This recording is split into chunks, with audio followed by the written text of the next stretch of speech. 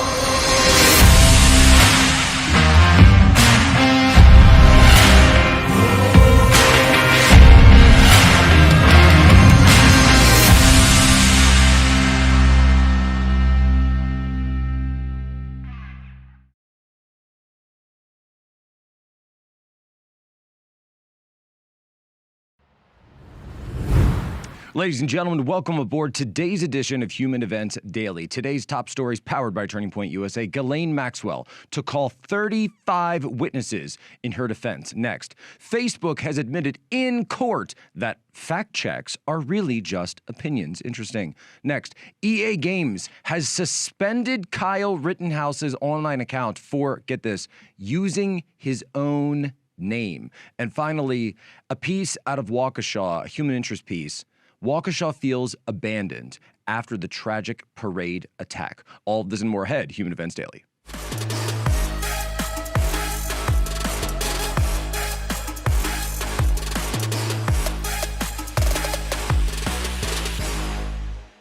So the Ghislaine Maxwell case is on a pause right now due to, we're told, a scheduling conflict by the judge over here. Okay, interesting. Never seen a federal case do that. But of course, in the Ghislaine Maxwell case, it seems like all the rules are just a little bit different than they are for everybody else. So the case doesn't start up again until Thursday, at which point the defense is going to begin their side of things. And we know that the federal prosecutors have already ended their case. They have rested. They did not call any of the major names from the Epstein Black Book. They did not call any of the names from Ghislaine Maxwell's Little Black Book. In fact, there was an agreement between the federal prosecutors and Ghislaine Maxwell's defense team to not make available to the public any of the names from Ghislaine Maxwell's Little Black Book. But of course, totally normal, totally normal. Well, court papers reveal that the Britain's defense, she is British, of course, Ghislaine Maxwell, may call up to 35 witnesses in her New York sex trafficking trial. However, she is unlikely to testify herself. Now, it makes sense she's not going to testify herself because if she did, you know what those prosecutors are going to do. Because even though this group of prosecutors is inexperienced, completely inept, and is being run by the hand-picked successor of James Comey, his own daughter, who's going to be there leading the prosecution, we know what's really going on here. This is not an investigation. This is a cleanup operation. It's a cover-up. They want to put her away. Epstein's already off the table, and then they don't want to ever talk about this again. That's why we're not getting that information. The lawyers are saying that those 35 witnesses are going to be heard in just 2 to 3 days. 2 to 3 days for 35 people, that's more than 10 a day. Right? Obviously. So how much time are we actually going to get with one of these witnesses? Remember, when we went through the Rittenhouse case, you would have witnesses that would go multiple days, right? One witness, you'd have the direct questioning, then the cross, then a redirect. You would go again and again and again with these same witnesses over and over. So the real question remains, what is actually going on here? Why are we not hearing some of this stuff? So one witness, actually a victim of Epstein, who did not come up and testify, is the sister of Annie Farmer. Now, Annie Farmer did testify on Friday, and of course, we hold her as a hero because she is someone who decided that she doesn't want to be a victim anymore, that she is going to come forward and reclaim her status, take her voice back, take her power back, and we absolutely do uphold her for doing that. Now, her sister, Maria Farmer, who was also a victim of Epstein and Maxwell, has been doing a lot of media over the past few years, has been doing a lot of media. So we're going to listen to something that she said just recently, a couple of years ago, about this situation and some of the things that she saw specifically Ghislaine Maxwell being involved in. Take a listen. Did you see young women coming into the house? Yes, I saw many, many, many, many, many. All day long? All day long. I saw Ghislaine going to get the women. She went to places like Central Park. I was with her a couple times in the car. She would say, "Stop the car," and she would dash out and get a child. What did she say she was doing when she did this? Getting Victoria's Secret models. Farmer found Epstein's behavior mysterious. One day I said to Jeffrey, "What goes on in this house? Like, why are you always upstairs?" And he said, "I'll show you." And so he took me up there in the elevator, and we went. He showed me all of Ghislaine's quarters. She had her own suite in the house. Oh, she had a whole floor. Ultimately, Farmer says Epstein led her to his bathroom. And there was a marble, altar thing over here. And he said that's where he gets his massages. Epstein told her the whole house was wired with pinhole cameras and took her into the media room where they were monitored. I looked on the cameras and I saw toilet, toilet, bed, bed, toilet, bed. I'm like, I am never going to use the restroom here, and I'm never going to sleep here. Was there videotape? Oh, yeah, it was all video all the time, yeah. And I asked him one time, "What do you do with this?" And he said, "I keep it. I keep everything in my safe." So the question on everyone's mind, Was Ghislaine Maxwell, as Sansone put it, was she they basically said Epstein is the spider and she is the web. So she spun the web, trapped the girls, recruited the girls, brought them in, and then Epstein was the spider. So the question is, will the defense team with these 35 witnesses be able to show that she herself was some kind of victim? Of course, that's probably going to be their narrative in this, that she was also a victim, that she was potentially being blackmailed by Epstein, that she should be looked at the same as any of these other girls in this situation. Time will tell. But honestly, I've said this before and I've said it again. The real question for the American people, for the public of the entire Western world, what was going on in those black books? Who is on the 20,000 images that were recovered and then archived away somewhere deep within the recesses of the FBI? Will we ever know?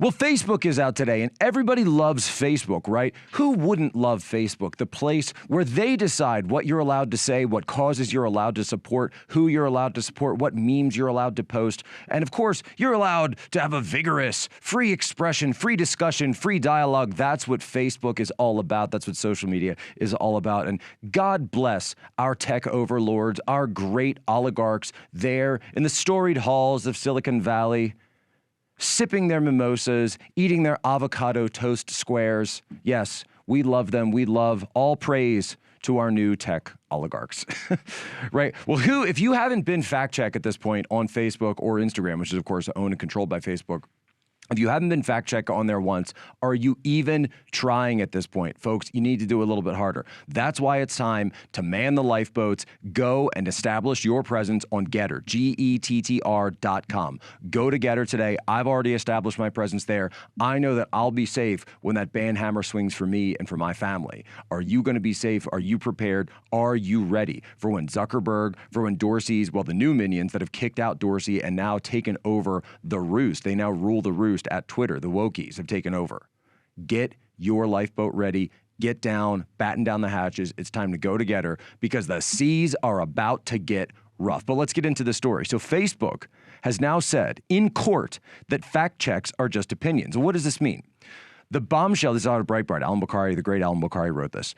The bombshell emerged from Facebook's court battle with John Stossel, who is suing the company for defamation over its decision to add fact-check labels to the libertarian pundits' videos about climate change. Beyond the threshold 230 problem, the complaint also fails to state a claim for defamation. For one, Stossel fails to plead facts establishing that Meta acted with actual malice. Remember, they're called Meta now, which, as a public figure, he must. For another, Stossel's claims focus on the fact-check articles written by Climate Feedback. So Climate Feedback, what Facebook does is they have these third-party organizations that they hand off a little bit of the keys to the kingdom to, so that way they can get around the Section 230 problem where they say, no, we're not the ones doing the censorship. We have an independent army of censors, of commissars who go through and decide what speech you, the rabble, the peasantry, are saying that you shouldn't be allowed to be saying. They go through and strike you down, and then Facebook can say, whoa, this wasn't us. No. This was the climate commissars. So the climate commissars, the Climate Feedback, not the labels affixed through the Facebook platform. The labels themselves are neither false nor defamatory. To the contrary, they constitute protected opinion. Facebook asserts that Stossel needs to attribute these web pages to Meta because they're outsourcing of censorship, but they are distancing themselves from this by calling their fact checks opinion. Do you understand what's going on? Listen to Mark Zuckerberg. He gave this huge impassioned defense of free expression last year at Georgetown. Take a listen to this guy. We are at another crossroads. We can either continue to stand for free expression, understanding its messiness, but believing that the long journey towards greater progress requires confronting ideas that challenge us. Or we can decide that the cost is simply too great. And I'm here today because I believe that we must continue to stand for free expression. So it's very clear what's going on here. They have now decided that their fact checks are written edict, and to claim that their fact checks are actually opinion, right? You're going to hear, by the way, a lot of conservative pundits say, oh, so it's not a fact check, so it's not really a fact check. There's a double standard. Of course, there's a double standard. Have you been paying attention to anything for the last 5 years? Ever since the events of 2016, the tech oligarchs have decided to crack down. They realized that because of the populist uprising of 2016 was driven primarily by social media and the ability of decentralized distribution networks to be able to get that message across to everyone, that using social media was the way that all of those victories throughout 2016 and beyond happened. The way they decided to roll it back was to crack down on social media. They essentially, by declaring this an opinion, they are saying we are not bound by law. We are not bound by 230. We are not bound by defamation law. We can do as we please, as we see fit. Essentially, what Facebook and Mark Zuckerberg are doing here, they are declaring themselves sovereign. They are declaring themselves to have sovereignty over your freedom of speech vis-a-vis their platforms. Now, it's very simple what's going on here. I think everybody under 40 understands that social media is the public square of our time. This is the place where people meet, where ideas are discussed, where people are able to connect and then move forward. Right, the founding fathers, the revolution of 1776, John Adams once said this. He said the revolution wasn't the war. The war was a symptom of the revolution. The revolution took place first in the hearts and minds of men. This was pamphlets. This was information that was spread throughout taverns, throughout inns, throughout public meeting halls. Well, guess what? Those public meeting halls of today is social media. And that is why they are all cracking down on this, because they have the ability to do so through the financialization and through their ties with big government. Understand the fight we are in for freedom of speech and for our own freedoms and liberties. So EA Games, right? This is another one of these online platforms where millions and millions of people play video games every day.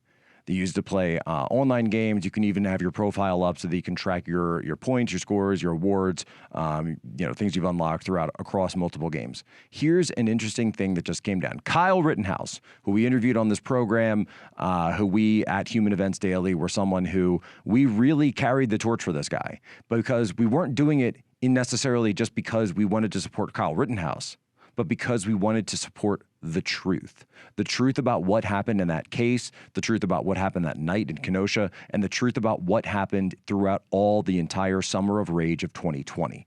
The one the media does not want you to talk about. The regime does not want you to discuss this. When's the last time you even heard anybody in mainstream media, in corporate media, mention the riots of 2020? They act as if it didn't happen. They'll talk about the pandemic, but they won't talk about the massive rise in homicides across our country, which, by the way, is getting higher this year than it even was during 2020. And they won't talk about the riots of 2020. Now, you could call them the BLM riots, the BLM Antifa riots, the George Floyd riots. You can call them the defund the police riots. But that's clearly what is going on here. Our cities are in free fall. But let's get back to this. So EA Games, because of the one person who was involved in all this, who had to take steps to defend himself, using his right to self-defense and his Second Amendment in order to do so. He wrote, when he signed up for EA Games, they said, what's your name, right? He wrote, Kyle Rittenhouse. They said, this name breaks our positive play charter because you may have used words or phrases that harm others or negatively disrupt the game. Here's the violations we see. Steam PC, inappropriate reference, violence, terror, and tragic events, username Kyle Rittenhouse. So understand this, by the way, right? These games, like Call of Duty, like all the others, they're all first-person shooters. They're war games. You can go kill people. You can shoot people. You can do anything else you can do in a video game. But Kyle Rittenhouse can't even use his own physical, individual name that his parents gave him at birth, because his name itself has been declared a form, essentially, of terrorism. That's what it says right here: violence, terror, and tragic events. So for him to use his name, he has been declared a terrorist, even though he was fully exonerated. So understand where we're going with this as a country and as a world. What's the next big thing everyone's talking about? Transhumanism, the Zuckerverse, the metaverse. What happens when these types of people are in control of your self-imposed virtual reality itself? As the outside world is collapsing, if you're living in one of these cities that's completely collapsing to crime, to drugs, to avarice, to violence, smash and grabs, I think they keep calling it, So you're going to plug into the metaverse. And Mark Zuckerberg's going to be in control. Take a listen. Imagine you put on your glasses or headset and you're instantly in your home space. It has parts of your physical home recreated virtually. It has things that are only possible virtually. And it has an incredibly inspiring view of whatever you find most beautiful. Hey, are you coming? Yeah, just gotta find something to wear. So they're in control of reality.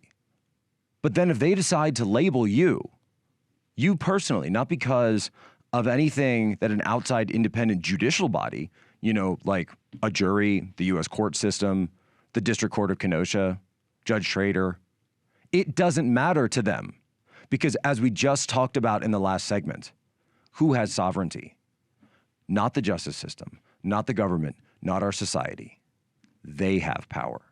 They have full and total control, full and total autonomy over you, over your actions, over your ability to even connect with others in the modern space.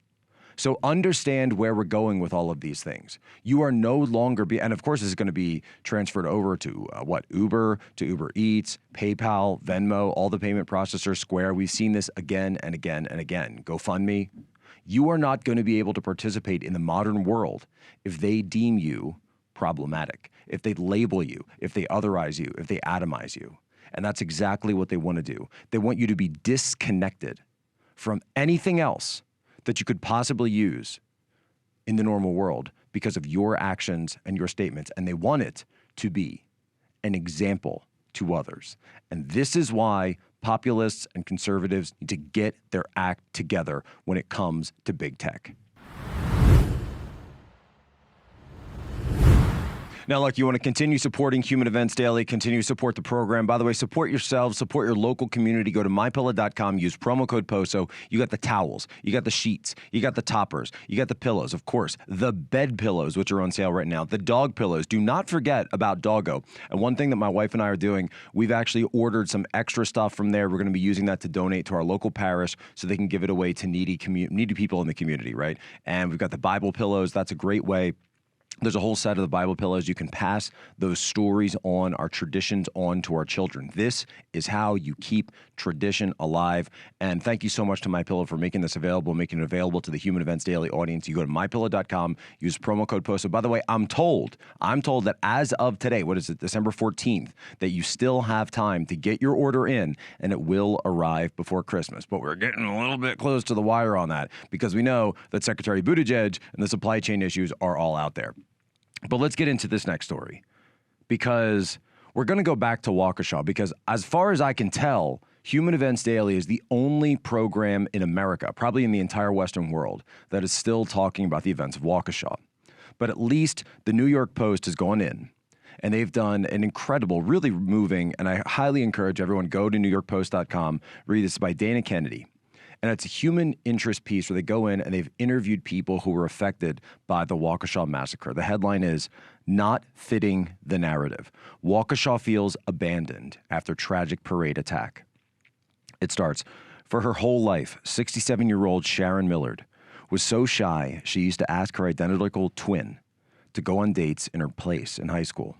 But ever since November 21st, when Darrell Brooks allegedly plowed into dozens of people at the Waukesha Christmas parade, killing 6 people, including an 8-year-old boy, and injuring up to 60 others, Millard has felt compelled to speak about the atrocity she witnessed. One of the people killed was Millard's fellow dancing granny, 79-year-old Virginia Ginny Sorensen, who was tossed up in the air like a rag doll by Brooks's SUV. No one ever saw him coming," Millard told the Post. "He was going so fast. All I knew is I saw Ginny fly up in the air and land in front of me. I saw her curled up and blood was coming out of her like a river. I was standing in blood." This is sick stuff, folks. This happened at Christmas. And the corporate press, the regime, doesn't even want to talk about this.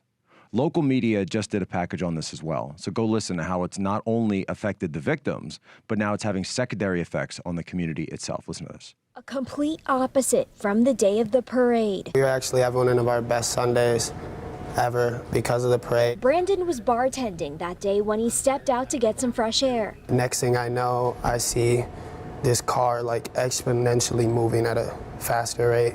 And then I see one of the dancing grannies fly off of this car, and I just held this lady, I don't even know, in my arms, while she was just bleeding out on my hands. And going back to Facebook, again, we seem to can't not be able to get away from Facebook today. Darrell Brooks, on his Facebook page, under his handle MathBoyFly, had posts that mysteriously disappeared after the murders, after the massacre.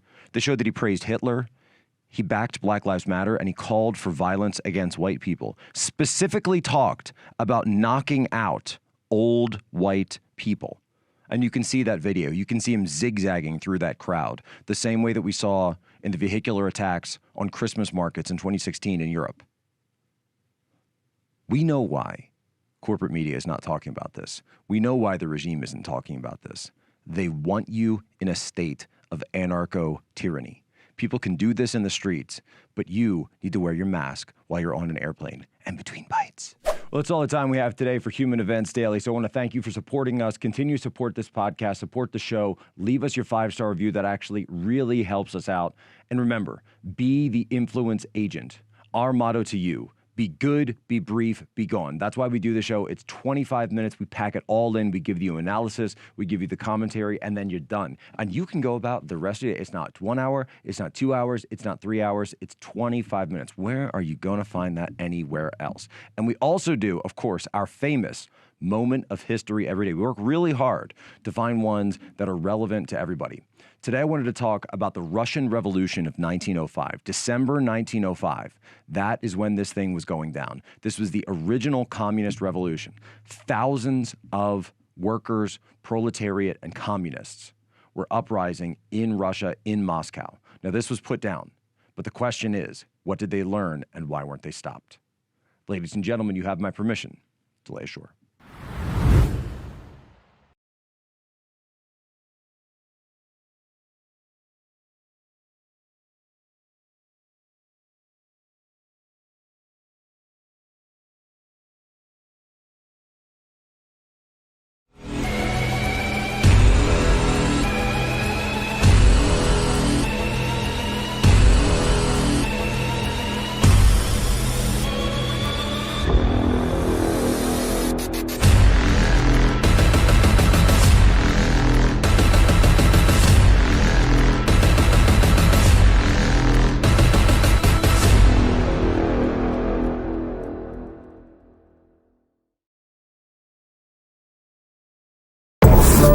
What if I told you that this has all happened before? The riots, violence, church burning, attacks on police, destruction of private property. My name is Sammy Strikeman. I am a Holocaust survivor. This is the reality of what happens when you have capitalism that goes to socialism. El socialismo no funciona. El socialismo no funciona. Okay, that's it for me here on Human Events Daily. Now I'm going to toss it over to my good friend Jon and the couch and the rest of the cast on Turning Point Live. Take it away, Jon.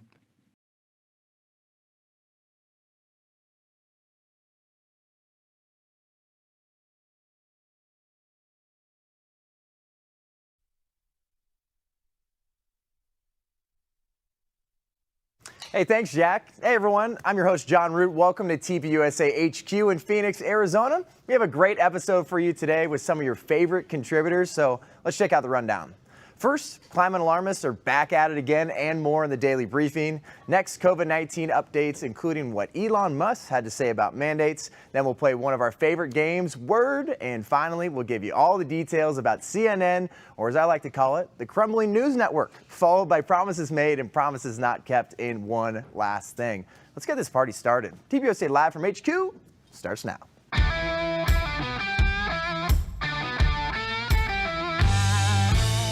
Authentic, unfiltered, grassroots content and conversation every weekday. Live from Phoenix, Arizona at the Turning Point USA headquarters, this is TPUSA Live. Welcome back to TPUSA Live. Hey, look at this. You got some of your favorite contributors here. You got Isabel Brown, Magga Hulk, Stephen Davis, and they can dance too. Morgan Zegers, welcome back. I was like, whoa. You can't dance, apparently. Only this couch has that. John just likes to smack me in the face with a well, welcome back to you, word too. every once in a while. No, it's great to have you guys here. Honestly, we'll have to figure it out because we're going to be playing a game together. So we got to win. I can't even believe you're making me play this game I seem to be again. having flashbacks to Thanksgiving. Yeah. When we roasted you, I mean, like that turkey, baby. Oh, good. Oh, Isabel, don't be so hard. I luckily was not there for that apparent, wipeout, but Spanking. It's a good word. Wipeout. Spanking. Whooping. Yeah, whooping. All of the above. Beating. Well, kick your booty. My God, any other synonym for that? Competitive people. I mean, this is just. I can't believe it. I have to win today. I have to finish the year with at least one win because John, did you see me play this game last time? Alex almost killed me. I did really bad. Yeah, I will be. I'm like kind of smart, and then this game is like, oh no, she's not. I'll be a little bit more full of grace when we play Word later, but we got to get into the daily briefing. I said earlier, climate alarmists, they're back at it again. So unfortunately, we With had the red vans. Oh, is that what it is? Back White at it again. White vans. There you go.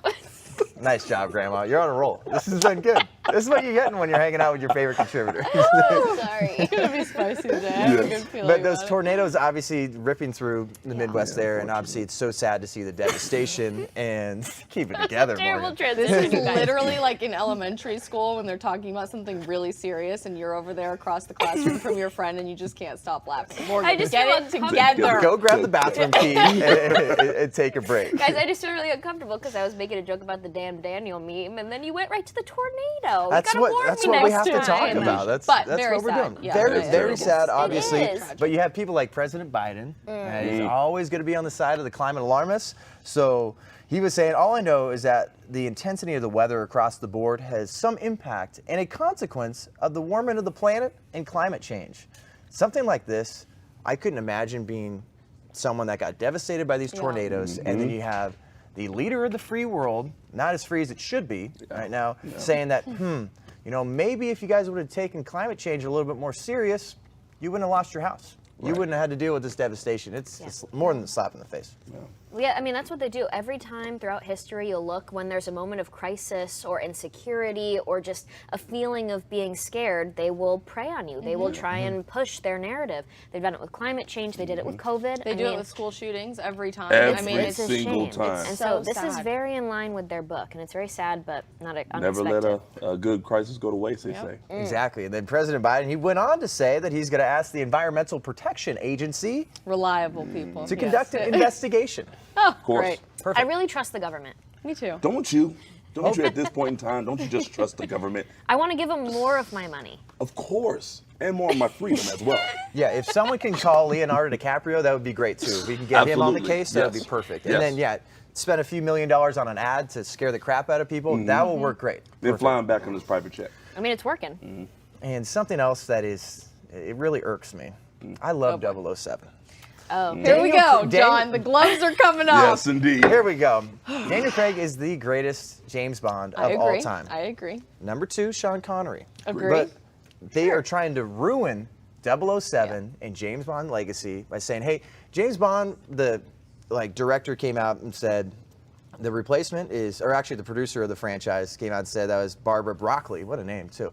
She said it's not going to be replaced by a woman, but it could be replaced by someone who's non-binary. Okay, so I told you guys this before the show, but amazingly, my boyfriend and I were talking about this very thing in the car when we were running errands all weekend, and we have a clear pick for who should be the next 007. John and I vehemently disagree on this pick, but we will get into that at a later date perhaps because we might be running out of time. That being said, we want Henry Cavill, who was on the short list, to be 007 before they hired Daniel Craig to be the next James Bond. But we were saying, are they really going to just have to do something woke anyway to keep up with this constant demand to always be more progressive and more leftist? Maybe they'll hire a person of color to play James Bond. And then we just kept going with the most outrageous thing that they possibly could say. And I said, maybe they'll say next time the pronouns are them, they, them. Ha ha ha ha. The next day, this was being reported on, and it's just so crazy to me. This is our wildest, craziest dreams of what they possibly can do to ruin all of our favorite things. Superman, gay now. Yeah. James Bond is going to be non-binary. I mean, what is next? Literally everything has to be ruined. I saw something that Superwoman is a lesbian now. Is that true? Sure.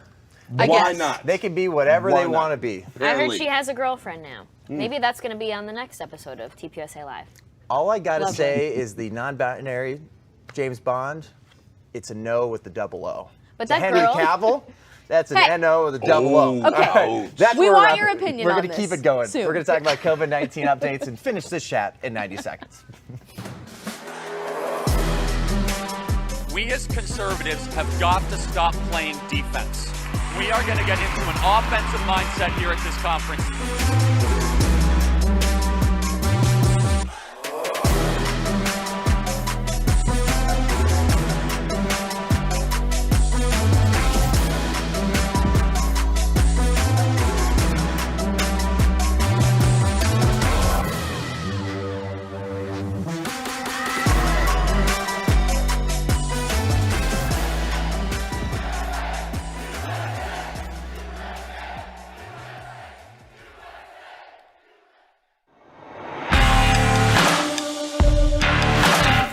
Good Ranchers, straight from the American farm. 100% American meat, 100% of the time. Delivered straight to your door.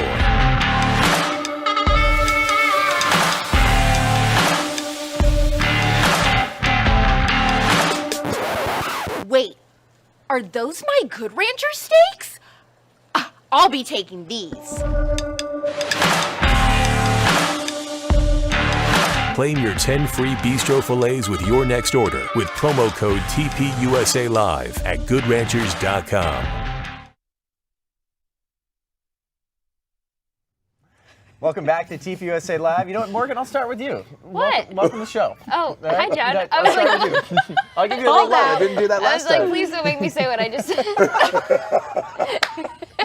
We do a lot of unfiltered content, but not that unfiltered. No, hey, Isabel honestly, Brown, it's fine. I said that you guys can go live in your metaverse, whatever it's called. I will live in the real world, and I will have less competition for buying land in the real world. Thank you, goodbye. Truth. That's all I said.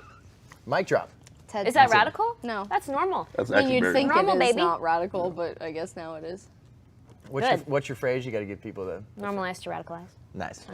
Nice. All right, before we get into COVID-19 updates, because obviously you hear a lot about COVID, let's finish the Henry Cavill thing. Chat. Mm-hmm. Hear me out. Henry Cavill is the obvious choice. We want to know who you would pick to be the next 007. But John over here says that if you've been one iconic character in the past, you can't be a new iconic character in the future. So I'm glad you brought up Leonardo DiCaprio in the last segment. How about Harrison Ford? I mean, we could literally go person by person. You can be multiple iconic characters. But Thank you very Superman much. and 007? Yeah, why not? I don't know. Can Robert Downey Jr. never be anything ever again because he was Iron Man? He is Iron Man, Chris but I Evans think never be anything else ever again because he was Cap? I mean, my goodness. These are iconic characters. They're just like, basically, James Bond is like a superhero. So when you have someone like Robert Downey Jr., he is Iron Man. Yeah, but can he never be another iconic character ever again? Superman. Yeah. See, Superhero. double standards. This is what I'm saying. This is my TED Talk. My soapbox I for think the day. there's better choices. And someone like Daniel Craig, I feel like he was able to work his way into the James Bond character, which... Yeah, they have to redefine it. They have to do something different, which is what they do with every actor, and I think that would be a really good direction to go. Have you actually seen any of the James Bond movies? Morgan's just sitting here I uncomfortably. will tell you, the girlfriend in the most recent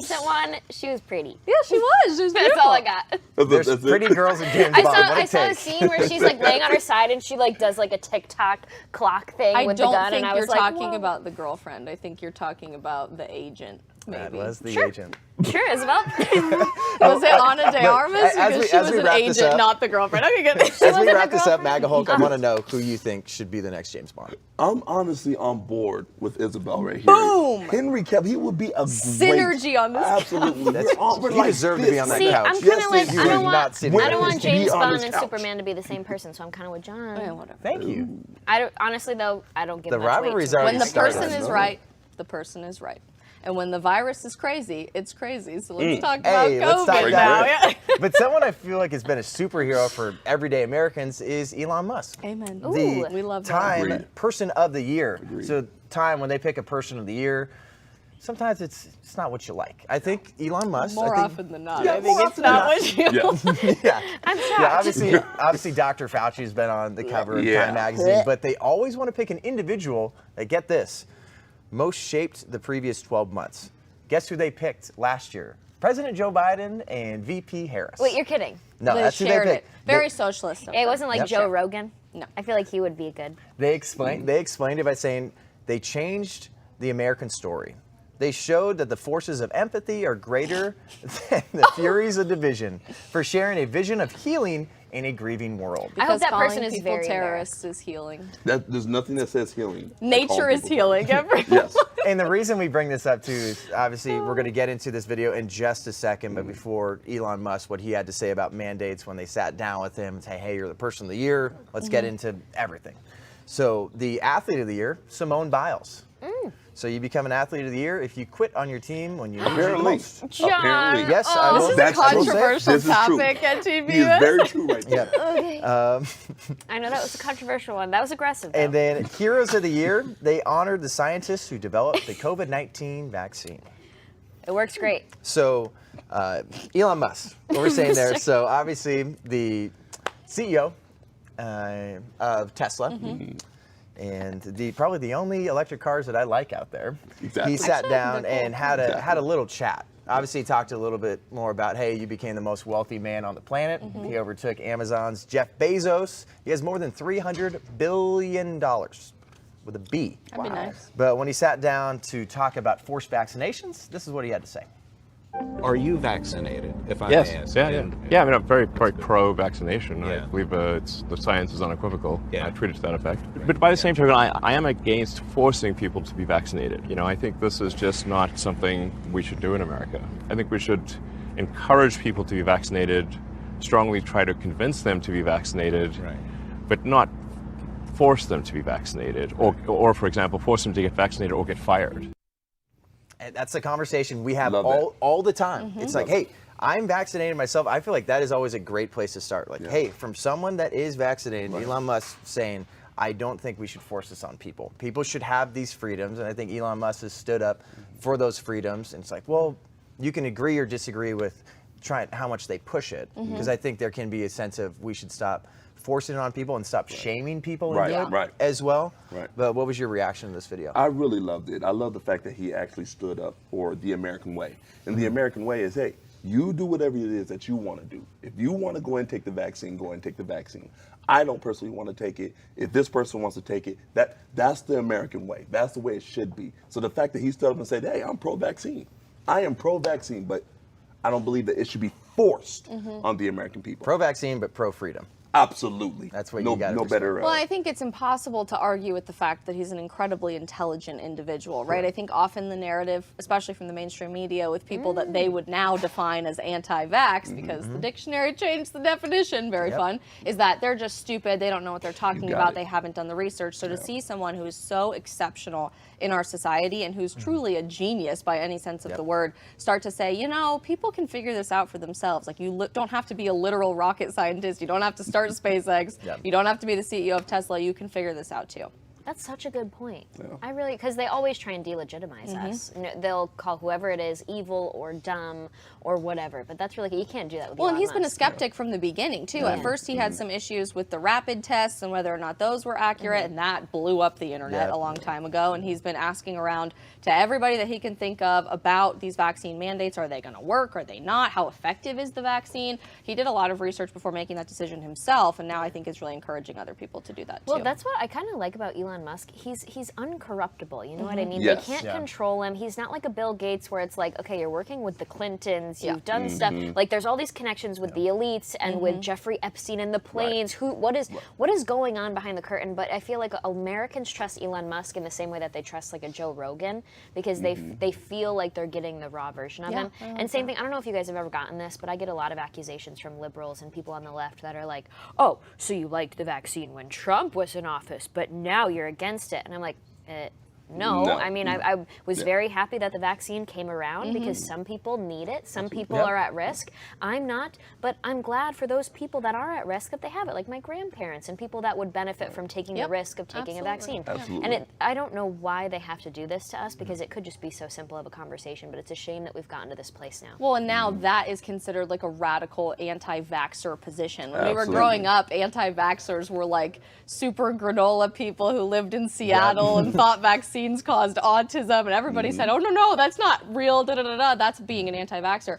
Now the government is taking upon themselves to use this new dictionary definition of if you oppose all vaccine mandates for everyone ever, you are an anti-vaxxer all of a sudden, which doesn't even make any sense because like Elon Musk, a lot of these people are vaccinated themselves. So how can you label someone as this weird, extremist, domestic terrorist, anti-vaxxer person when they themselves did the research to make that decision for their own body? And I think the left just tries to simplify things because the left is simple in a lot of ways because they want things to be either good or bad. There's absolutely no middle ground. So when you have people like Elon Musk step up and have something to say about this from a vaccinated standpoint, it's like, well, maybe we should have a discussion. Stop telling people they're either good or evil. Just you're either killing people or you're saving people. Maybe it's not that simple. And maybe you should talk to one of the smartest guys on the entire planet about it. Well, it's the same thing with all issues. They want a perfect result, and you just can't ever achieve that. And so then when we provide a solution, and sometimes it's not via the government, but when we try and fix a problem, I mean, look at poverty. Poverty is reduced by 90% over the last 100 years. We have eliminated 90% of worldwide poverty in the last century because of economic independence in countries, countries embracing the Western values, especially the values of America. And they look at that. They look at this tiny amount of poverty in America, and instead of saying, wow, we've come so far, let's figure out how we can help these last people that are at the bottom, lift them up, because we've come so far and actually progressed as a society. Instead, they say, poverty exists in America, capitalism sucks, and anybody who embraces private property ownership or private business ownership, you're bootlickers. Oh, but then they're totally comfortable turning around and saying, oh, but big business, as long as it's big pharma, totally cool with that. Let's use our taxpayer dollars to feed into making vaccines that then the government's going to turn around and mandate on us. Oh, and by the way, let's waive all liability for these companies when things do go wrong and there are adverse effects. You can't sue them, and good luck trying to get over that yourself with future health issues. I am shocked. This is one of the most disgusting situations I've ever seen where they tell us we are bootlickers. They tell us that we're simping for big business and all these rich elites and stuff because we just support economic independence. And by that, I mean, like, capitalism is you and me and everybody here on this couch being able to own things and participate in the economy how we want to do it. We have economic and financial power, not just the government. And so then these people say that we're evil for wanting this, but then they are licking the boot, literally, of the big companies and of the big government that are working together against the average people. So I don't know why they can't see this, but if we could reach them on this, if we could talk to them on this, we could show them what's really happening here. And Project Veritas even had that report, you guys, where the employees were caught undercover footage of them saying, yeah, Pfizer, our company runs on government money, on taxpayer dollars for COVID, because now we make the COVID vaccine that is then forced by mandate into the people of America and around the world, and it's funding itself in this system, all made up and supported by these liberals and leftists. It's shocking to me. And then they're always going to get upset when you ask questions. Yeah. And then people have to realize that. Hopefully a lot of people's eyes have been open that look at how angry they get. Look at how they're taken back a little bit. Like, what do you mean you're asking questions? Yeah. They're doing the dirty work of the government. Yeah. Well, they got mad at Nicki Minaj for asking simple questions, right? Just asking the question, hey, what's going on here? What's the deal here? And if you do that, if you show any type of independence, if you show any type of independent thinking, they will shut you down and shut you up so quick. And celebrities are a perfect example of that, as are professional athletes. I mean, they went after Nicki Minaj with the same ferocity as Aaron Rodgers and Kyrie Irving, and you're looking at people talking about things that have been scientific conversations for our entire human history. What determines immunity? What determines vaccination? Should these things be mandated? And all of a sudden, if you start to use the terms and the definitions that have always been used forever, you are now an extremist and anti-science somehow. Great example is this term quarantine that we've all come to know and love. To quarantine someone historically, ever since quarantines began, in the Middle Ages with the Black Plague, involved taking a sick person away, isolating them from healthy people until they got better so that healthy people didn't get sick. Never involved putting healthy people in an isolated area Yes. and then releasing everybody all at once. It doesn't make scientific sense. It doesn't follow the definitions of the past. As a scientist by education myself, it is so frustrating to see these terms and definitions manipulated and changed to fit the agenda of people like Anthony Fauci, my least favorite person on earth right now, so that they can continue to what? Get magazine covers and interviews with national television and throw horrible baseball pitches for the MLB. I mean, this is like, it feels like we're living in a simulation. Like, it's a joke to me. And then Governor Newsom came out with an order too that there's going to be an indoor mask mandate throughout the state of California starting tomorrow. Great, because of Omicron, right? Even though not one person in the United States has died from Omicron. There's been one death. There's in the been one UK, death globally. In the world. One death in the UK. But be afraid. It's almost like this isn't about anything that they've said it's about. Well, Oregon shocked. went one step further, and they're starting to talk about legislation to permanently ban or permanently instate masks forever as long as you are in a public setting. So this idea of not walking around without a mask, that's done. That's history. That's antiquated. Masks forever, all the time, even if COVID's no longer a threat. And I know this was shared by Breaking 911. It's information from Reuters they put on Twitter. According to the CDC, 80% of Omicron cases found in the fully vaccinated. A third of them had received a booster dose, and symptoms are mild in both unvaccinated and vaccinated. And then you're talking about boosters too. They're forcing boosters on NFL players. They need to get a booster by December 27th. Pfizer's already talking about necessitating and mandating a fourth booster shot. Most people haven't even gotten a third booster shot. So, I mean, this should make your head spin, and you should start to take a moment and think, when all this news came out about the Omicron variant, okay, within moments, we had a test that could discover it. We had a specific vaccine that was tailored to this particular strain of the virus. Every news outlet started talking about it. All of a sudden, travel bans were okay for the first time ever because we were locking everything down because of this new scary variant. President Trump can't do it, but President Biden, for sure. One person has died. Could you imagine one person dying from a car crash and we ban car crashes? Yeah, or ban cars I'm so everywhere? disturbed by this, it's not even funny. This stuff annoys us, and I know it annoys you, but we're always going to give you the updates on this, and we got to have a little bit of fun.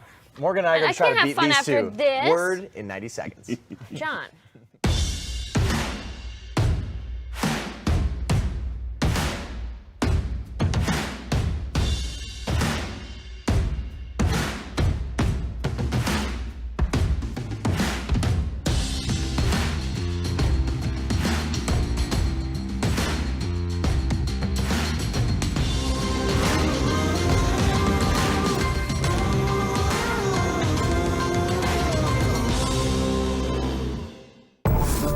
What if I told you that this has all happened before?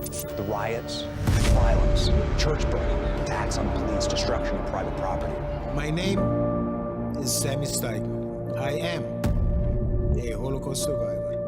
This is the reality of what happens when you have capitalism that goes to socialism. El socialismo no funciona. El socialismo no funciona.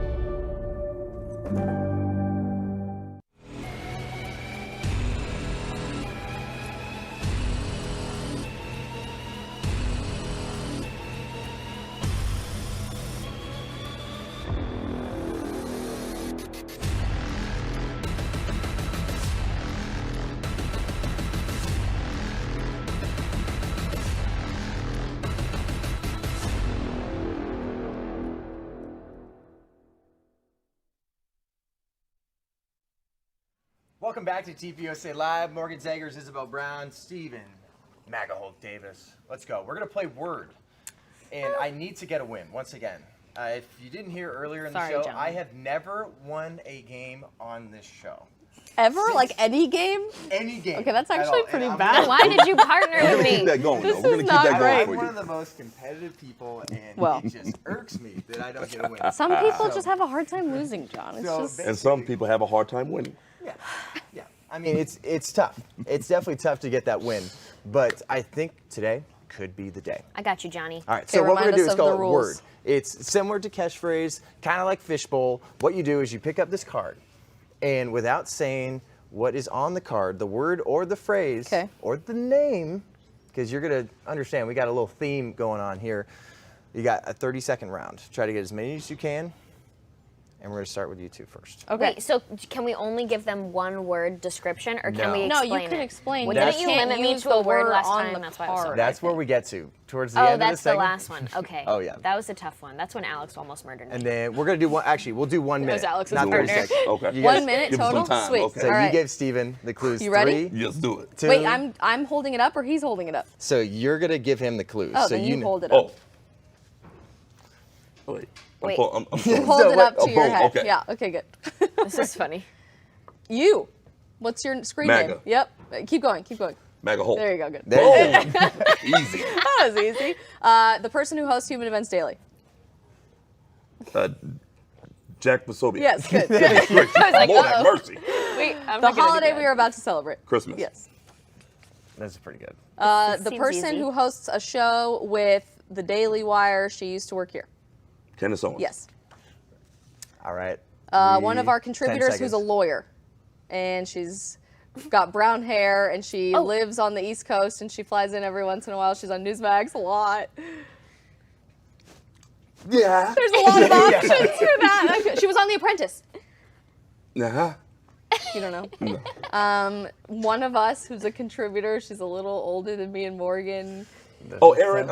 Yes. Oh, I'll count it. I'll count it. All right. The show that we're on right now.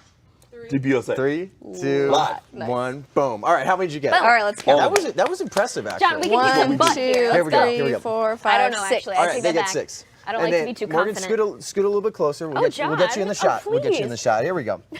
Getting spicy on the couch. Where's the event happening this week? Phoenix? And the actual Convention event? Center? Yeah. She has the big binder, and she represented President Trump at the podium in front of the White House press Kayleigh briefing. McEnany. Yeah. You our look- president, our you former are president's a son. peeker. Oh, I did. I swear I didn't look Our at former it. president's son. There's a lot of His options. name, but not senior. Oh, Donald Trump Jr. Yeah. Come on, John, let's go. How's our clock? Oh, I wear these when I go on my homestead, when I'm riding horses, the shoes. Boots? Cowboy boots? Yeah. Cowgirl boots? People that hire for this company. What's it called? They have a What? booth. Skip. Skip. TPUSA careers. Skip? I guess this we can company. skip. This company. Turning Point USA? Yeah. Oh, 10 she runs seconds. the 7, events. 6. Oh, Lauren Thompson. 5, Yeah.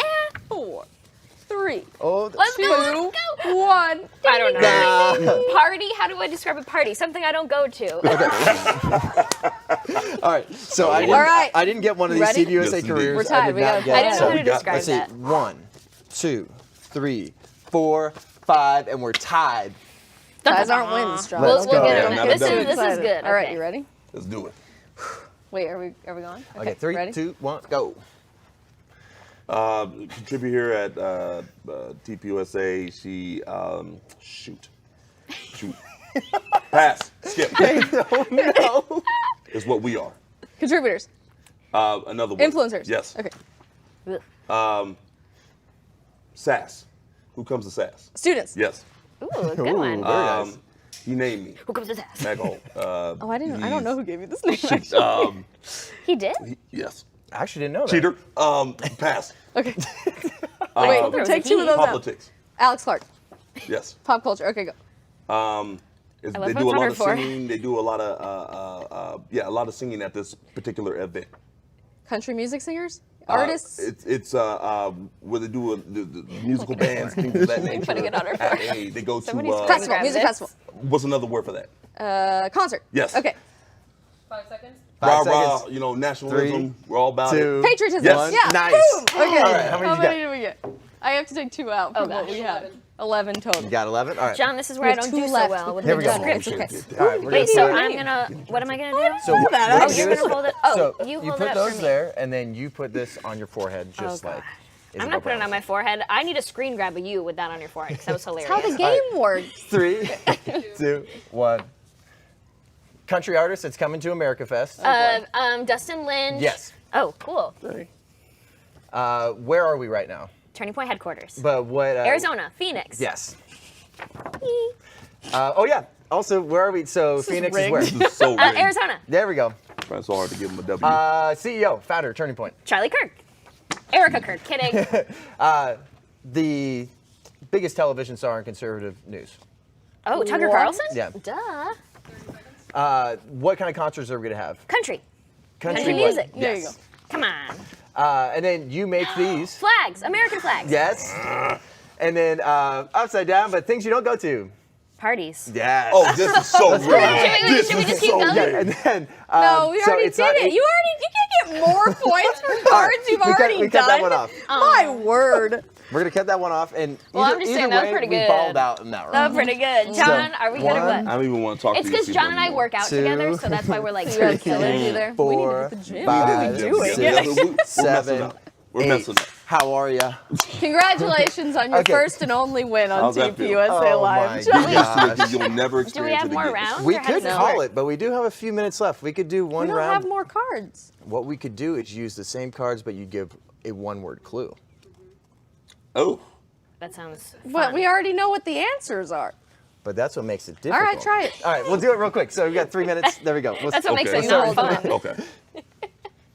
Just a 1. 14 to 11. Oh, man. We're winning. Go. Girls wear, no, dang it, shoes, shoes. Boots. No. Heels. Yes. Nice. Memes. Benny Johnson. Yeah. Ooh, very nice. College. You've already seen the cards. So just think what Try we to already remember. talked about. What is it? My memory is like a goldfish. Pass. Okay. It's the biggest goldfish I've ever seen. Instagram. Live. TPUSA. No. Posts. Wait, what's the sound? Hunting. Oh, I thought that was the bell. Kindle. Yeah. Jones, but yeah, you got it. Nice, nice. I thought How much that time was we the got? dinger. America.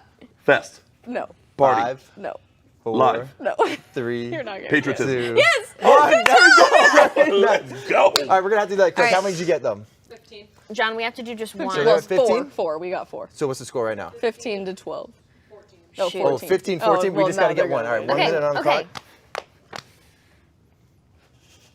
House, fill in the blank. Oh, No, you can't. Oh, okay, One pass. word. Pass. Terrible person, you. business. American flag. Dang it. There's the tie. Spotify. What? Spotify. Mine. No, one word. You said Freedom Papers? listen. All right, pass. Country music, John. Oh my gosh. So angry. Fox. Tucker Carlson. There you go. You won. How We you won. like me Losers. now? Just kidding. Forget that extra time. This really brings out the best in everybody. It does. It brings Okay, out I the- just want you all to know, though, at our influencer retreat, influencer Olympics, you're all going down. Team so gold. No, baby. you got no. Hold Team on. line. Hold on. Okay. Team Green is No. going to be taking it all to the goal. I'm trying to tell you right now. I just okay? need to know the competitions. I can't even like smack. I know, talk we if I have don't no know what we're idea. doing. I don't I have know no if it's clue. going to be like field day or trivia. Like, I have no idea what it's If going we are to be. lifting stuff, y'all are going down. Well, this True is true. winners. Okay. True winners are prepared for anything. Oh.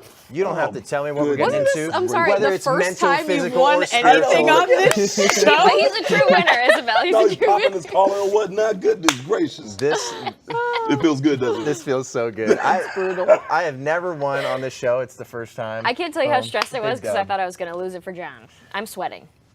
Well, it's I'm always also sweating. really hot These in lights here, are so these there lights is are really that, bright. but- We also really live in a hot. desert. Yeah, Phoenix. it's tough. It's tough. But hey, we're gonna be back soon for one last thing.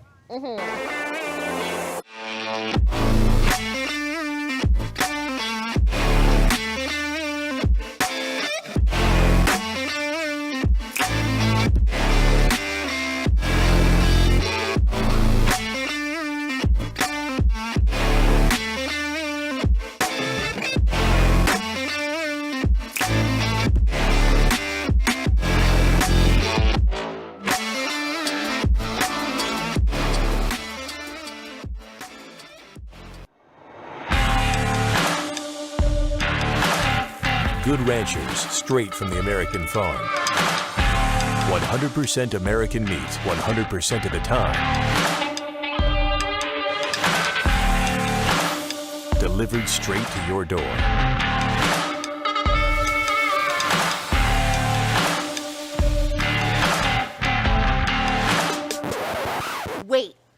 Are those my Good Rancher steaks?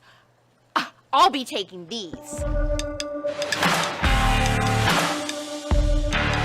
Claim your 10 free bistro fillets with your next order with promo code TPUSA Live at goodranchers.com. Conservatives! POPlitics is now on TPUSA Live. It'll be here every day in case you want to hear me out along with the rest of the Turning Point USA team. Don't miss out on all the conservative. Welcome back to TPUSA Live. I try not to lie to you on this show, and I never do it on purpose. I said we're getting into one last thing, and you lied. But the reason I did that is because we're talking about a news network that happens to lie quite a bit. Did you do that on purpose, or did you just come up with that? That's a pretty good deflection. I'll give you that. They also deflect a lot. Yes. What a transition. But CNN, I like to call it the crumbling news network. There is a lot of allegations coming out. Obviously, Chris Cuomo, we covered that on the show. He is gone. And then obviously, we don't want to take stuff like this lightly. Obviously, we're having a lot of fun on the show, but there seems to be a pattern going on at CNN, the crumbling news network. So, senior CNN producer was arrested by the FBI after coercing a woman to let him engage in sexual activities with her 9-year-old daughter. So that was senior CNN producer John Griffin. So he's charged with 3 counts of using a facility of interstate commerce to abuse underage girls. There's more information that came out to say that he allegedly paid a mother $3,000 to fly her and her 9-year-old daughter from Nevada to Logan Airport in Boston. Also, Griffin and the daughter engaged in illegal sexual activity at the house, according to the DOJ. And unfortunately, this keeps going too. He allegedly instructed a woman and her 14-year-old daughter to remove their clothes during a video chat in April of 2020. He also used messaging apps such as Google Hangout and Kik in order to contact the parents of underage girls. Okay. That's gross. It's horrible. And things like that, too, we see what happened to Chris Cuomo. And he actually worked with Chris Cuomo a little bit. And we have a photo of that we're going to show right now. But he's been with CNN since 2003, working as a senior producer there. And according to his LinkedIn profile, he did some work with Chris Cuomo. But after you hear about the cover-up with former Governor Andrew Cuomo, and then his brother, we've talked about it in the show, where there is a little bit, Tucker said, this like sympathy action where it's like you're trying to protect your family, but it gets to a point where people tune into Chris Cuomo's, or tuned in, not a lot, tuned into Chris Cuomo's show for him as a journalist. And at that point, you're not interviewing your brother, you're interviewing the governor of New York at the time, and you are a journalist, and you're there to do your job, and you're there to have journalistic integrity. He didn't have it. He tried to cover up a lot. And then you hear now with this senior producer, and it seems like there's a trend going on. And Jeffrey Toobin. Yes. Do you remember that? That was disgusting. I mean, when that happened, like I go on Newsmax. I know you do too, Isabel. Sometimes we're on together. And we had to talk about it. And like the fact that, I mean, I'm 24. It feels creepy to have to talk about how this guy was brought back onto the team after doing that on a Zoom call. CNN brought him back on and had a female host bring him on and interview him and literally say, so you did XYZ on camera when you were, inappropriately behaving during a Zoom call, and tell us about that, tell us what you've learned, all this stuff. Can you believe that this is now, like, how many times has CNN messed up with creepy stuff like this? It's unacceptable. It's not surprising, though, and that's what's really hard to wrap our heads around, I think, in 2021 America, but especially with underage children being involved in this stuff and being viewed as objects. It's very, very sad, but this is a trend that's picking up all across the United States. You're starting to see people advocate for pedophilia to be included in the LGBT acronym and the giant acronym that always grows every single day. I can't keep up with it. You're seeing children be brought to pride marches. A few years ago, I went with PragerU to the Pride March in San Francisco. Wild day, probably the craziest day of my life, and parents were encouraging their children to take pictures with fully nude grown men. I mean, this is just something that has become a virtue in our society, and had you asked me as a teenager or as a kid if anything like this would have been normal, I would have said, are you crazy? Like, you deserve to be locked up in a mental institution, and now this is just becoming the norm for people. And my biggest question is, who are these parents? That are encouraging this type of behavior, that are communicating back to these people and bringing their children to participate in this behavior. The fact that that is considered not normal necessarily, but it's becoming more common in the parenting world is just so disgusting to me. Like, where have our values as a society gone? I have an issue with this. The same thing happened during the whole R. Kelly situation, and these parents are complicit, right? When you're bringing your child to a person who's had these allegations of impropriety with these young individuals, and at some point you have to hold the parents accountable. At some point, you really got to say, hey, what are you doing? Why are you involving your child in this type of filth that's going on? And America has to wake up. We see what's going on right now, and there's this push to normalize this idea that it's okay to sexualize children. You saw this with cuties on. We covered that on the show. I mean, they're teaching preschoolers, hey, here's the deal with gender, and now all of a sudden sex ed in middle school, you have to teach all children every type of sex imaginable so that they're caught up with the times and you're being inclusive. Why are we talking about sex to elementary schoolers and middle schoolers in the first place in this way? I mean, it's so graphic, it's so disturbing. It's and we covered on the show too, where people are trying to promote MAPS. Minor attracted persons. They're trying to normalize that stuff. I mean, you talk about this went viral on TikTok a couple weeks ago. What? Yeah, where there is a sense of they are trying to radicalize kids out there and normalize it. They're trying to almost use. Well, yeah, that's what the left always does. That's what they try to do. It was a professor at Old Dominion University, I think, an adjunct professor, and they wrote a book saying that we should stop calling people pedophiles. That's a bad word. Instead, let's call them minor attracted people. They were obviously let go from the university after tons of backlash, which is great to hear. But yeah, that push to make that normal, all of a sudden is something getting praised. I remember the parents, this was so fascinating to me, the parents started finding the books where there was really sexualized content of like a young boy and a teacher in the book doing stuff. And it's really descriptive stuff. I mean, even at 24, I'm almost 25, I was like, ew. And the parents would read it out at school board meetings and then get shut down for being inappropriate. And they would say, well, there's kids here. And it's like, these kids are in classrooms reading it. You're lucky I found this. So that's one thing. And then back to the broken families thing, also happening is this Ghislaine Maxwell trial. And I've seen a lot of the testimonies are about how they're attacking broken home families, children, girls from broken homes that are looking for fulfillment, looking for something, looking for whatever it may be, but they're lost and they need guidance. And she comes in and she says, what's your career goal? What do you want to do when you get older? Let me help you. Let me get you an internship. Let me do these things for you. All you have to do, though, is XYZ with me and Jeffrey, all this stuff. It's really, really sad. And if we think about the biggest way to help people, it's strong families, strong individuals. But the government policies right now encourage families to separate and not stay together. It's sad. Have you guys seen The Morning Show? And I'll watch that on Apple TV Plus.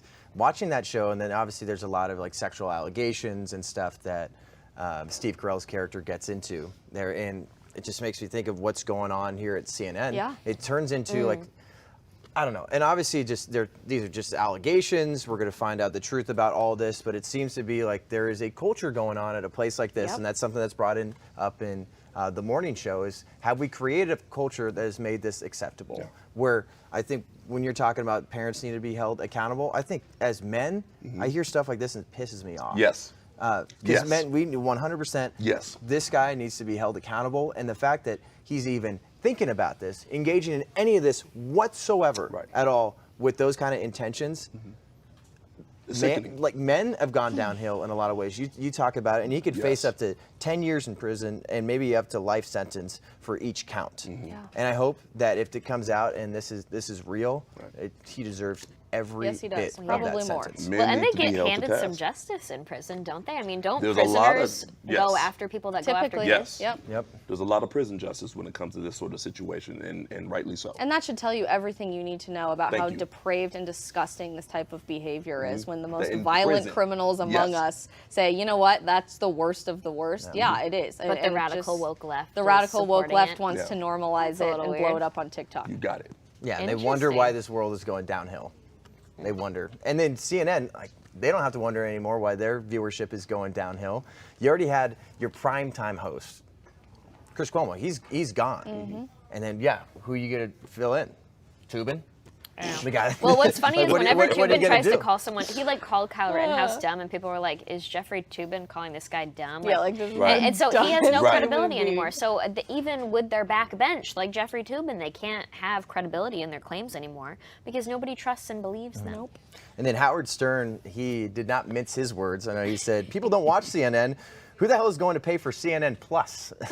I mean, Great point. Are they out of their minds? CNN Plus? I mean, what is that? Regular CNN, isn't that enough? And we also heard the news that Chris Wallace is leaving Fox News, and he's going to be joining CNN Plus. Over there, there's definitely been quite a amount of critics out there. They had Todd Starnes, he's a political commentator, said, wait, CNN really thinks people are going to pay to watch Don Lemon, Brian Stelter, and Chris Wallace? Really? There's a lot of like elitist, woke, or just more affluent, like limousine liberals on like Cape Cod that I swear will buy that program. It's like there's an audience out there for them, and yeah, it's called Very Hillary slim Clinton voters. Well, true, they are out there. There may not be many of them, but they are out there. Yeah. And there's a few ways we can go with this Chris Wallace one. There's a lot of people that are angry as conservatives. They're like, I can't believe he'd go from Fox News to CNN. Yeah. I don't know. It's more for me. It's like, hey, if you're kind of able to make your money, and if you're at least able to have some sort of journalistic integrity behind that, like, whatever. Go and do your thing. You're towards the end of your career. Make your money. I think it's similar to college football coaches and It's anybody very towards the similar. end of their athletic career. I'm just like, make your money. Do whatever. Yeah. And there is, according to some sources here we got it, Turning Point USA, his longtime team had no idea, no clue he was going to leave it all until he announced it in front of the newsroom. But there were a lot of people that were clearly emotional. They were sad. They were crying in the room. And it seems like he was pretty respected in the ranks of Fox News. So I think it's easy to try to bash on somebody, and a lot of people will go back to like, well, you know, when he was a moderator for the presidential debate, a lot of people have those ideas, but in general, it's like, I mean, he's been there a long time. He had a very loyal following. He had a great team that supported him for a long time. The rumor has it that, on his last day, he did not tell any of his staff that was going to be his last broadcast. They heard it for the first time as viewers were hearing it for the first time. So I think that may have put a bad taste in some people's mouths. But, you know, knowing anything about the world of cable television, more than likely CNN reached out, offered to buy him out, basically offer him a lot more money than what he was making at Fox to come over to their platform. And that's really not that unusual for people to jump between cable platforms like that. So I think we're making a mountain out of a molehill here, I think, with the conservative movement jumping all over this story, likely because of the moderation of the last presidential debate. But we'll see where his career ends up taking him. I doubt he's going to bring his loyal fan base and viewership over to CNN Plus, but I could be wrong. Prove me wrong. because that's what I think of here is like, what are they going to do to get more viewership? What are they going to do to save whatever brand recognition they have anymore? I don't think Tell the someone truth. buy How about that CNN? for an idea? Thank you. I thought somebody bought CNN recently and was going to change it all up because he thought that they were going down a terrible path. I've got to look into that, John, because I swear it's somebody that was like, CNN sucks, and he bought it and he's like, I'm going to fix it all. Or maybe I dreamed this. They do need an overhaul. They need a change for sure. I don't think going in the footsteps of the mega streaming giants and charging you an extra subscription to watch all of these shows is a great idea. Maybe they think it is. I don't know what their research says, but you know, that's the free market at work. You introduce a great idea like Netflix, and all of a sudden everybody wants to do the exact same idea because we should traditional TV is dying. No one has ever done that before. But I think they're dying because they're like, well, how can we insert President Trump into something we're saying here? Like, and I guarantee you, you could probably go to CNN.com right now, and I guarantee you there would be some sort of mention of President Trump when it comes to Chris Wallace. Like they have to do that. That's the only. Well, you got to understand their viewership was booming during the Trump presidency, President Trump, his presidency, and now you look at it right now, and it's tanked because they can't point their fingers at anybody. They can't do that. So as a result, you see the viewership has gone down significantly. I mean, people don't even want to watch it in airports anymore. So I mean, it's just not happening. CNN Plus is not happening. They should have TPUSA live in every airport. I want to know how. That's what I want. That's the kind of stuff where I'm like, what contract made it so that CNN of all companies gets to be played in airports? That's the kind of like behind the scenes stuff. Exactly. Historically, they were kind of the middle of the road type network. You had MSNBC as like the super left network. You had Fox News as the conservative network. And right historically, CNN was bringing you the news until really our lifetime. And then I think things went very, very left. We entered at a strange time. Yes. Yeah, that's what I think. Sometimes we have this view of just the last maybe 5-6 years. And I know that sometimes I can get caught in that too. But a lot of these places, they've changed a lot the way they cover, especially with the rise of social media. Just look at YouTube channels for any major news network. It's something that is going to play at your emotion. I think on both sides too. That's what's going to get views. Thumbnails? Well, it's all about ratings at the end of the day. These are companies. I think we forget that because historically in America, if you wanted to be a journalist, you wanted to find the truth. You wanted to tell the great stories. But now that's not the case. I promise you, we're doing one last thing, and I'm going to keep that promise. See you in 3 minutes. In these United States of America, this great country of ours, we American Indians, we can be anything we want to be, except American Indians. A lot of the soldiers were very aggressive, so the women did get raped. What we call huelte. Huelte means a place of suffering, dying, starvation, nothing good. Just like Nazi concentration camps. I didn't realize how corrupt things were. I didn't realize what kind of environment we were living in. We had no running water, we had no power. They de-incentivize people from, opportunity. That's why our suicide rate has climbed up astronomical rates. I moved from the poorest county in America, the Pine Ridge Indian Reservation, to the richest area in the country, the Navajo Indian Reservation. There is no difference. The poorest and richest reservations in our nation suffer from identical problems. This is not anything new. This is an everyday occurrence in all tribal governments.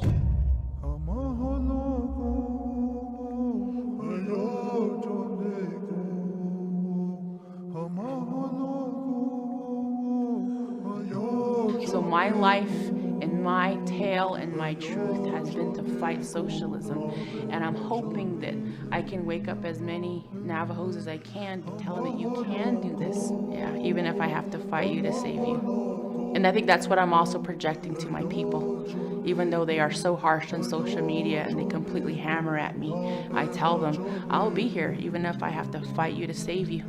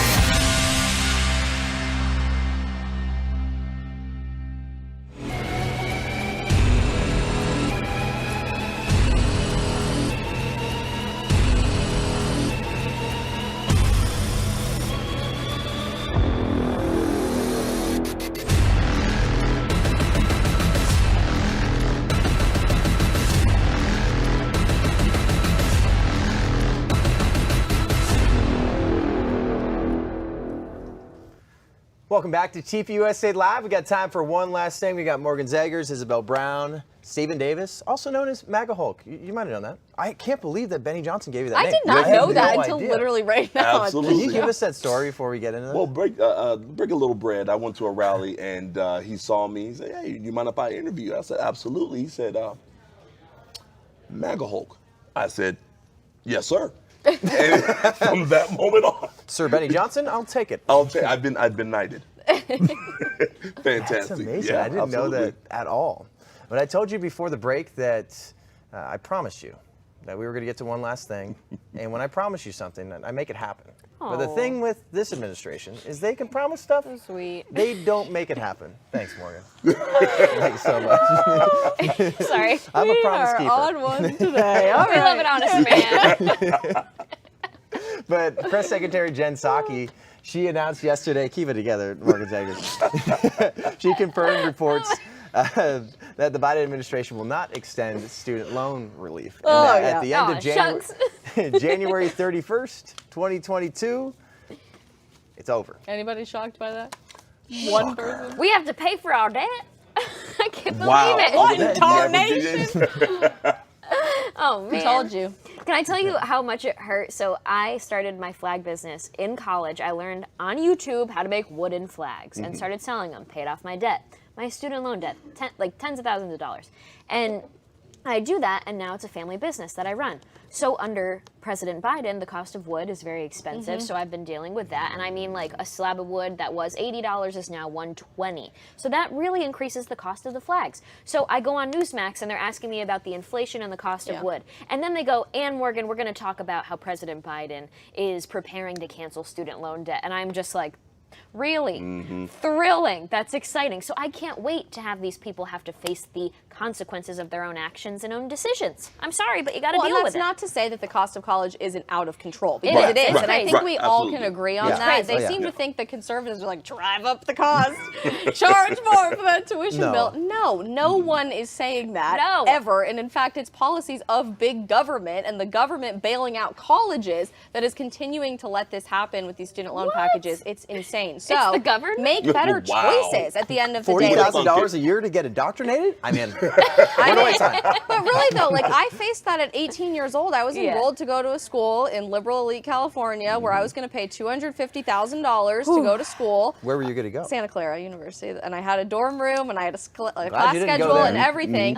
2 weeks before college, I had a come to Jesus moment with myself, and I thought, you know, if I stayed in the state that I love, that I grew up in, and went to a public school, I could graduate debt-free, probably still have money left over to pay for my graduate degree, which ended up happening. I went to Georgetown, which was the name brand elite school that I thought I had to go to for my graduate degree, and I did it all without accruing any student debt. And so I wish we talked about this with high schoolers, because the narrative that's fed to high schoolers all day long from their guidance counselors is, oh, you're smart, you have to go to a brand name school, you have to go to Harvard, you have to go to Stanford, you have to go to whatever, and guess what? They're going to give you $0 to go there. You're going to take out a massive loan to pay for it. Also, the idea of just having the college experience, I think so many kids are stuck not everybody needs to do that.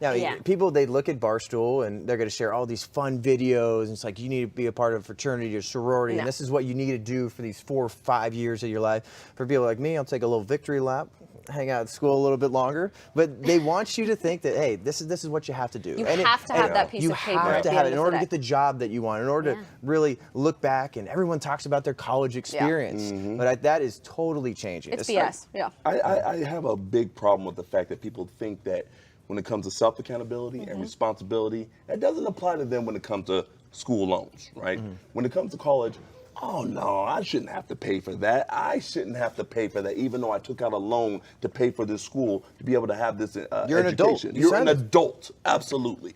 But we don't treat 18-year-olds like adults. Can't do That's that. the problem. Instead, we tell them, you need a diploma in order to be successful in society today. You don't. That's a lie. And unless you really pursue your dreams and figure out who you are in college, you're never going to find yourself, which is why you're seeing tens of thousands of people in this country pursue gender studies, which is basically underwater basket weaving in the world of the job market. And then they get out of college, they can't find a job to pay for the giant loan that they took out to pay for that degree in the first place, and you wonder why. And then a lot of people come out of college dumb, because if you think you come out of college, you're like, oh my gosh, college is free? It's not free. Nothing is free.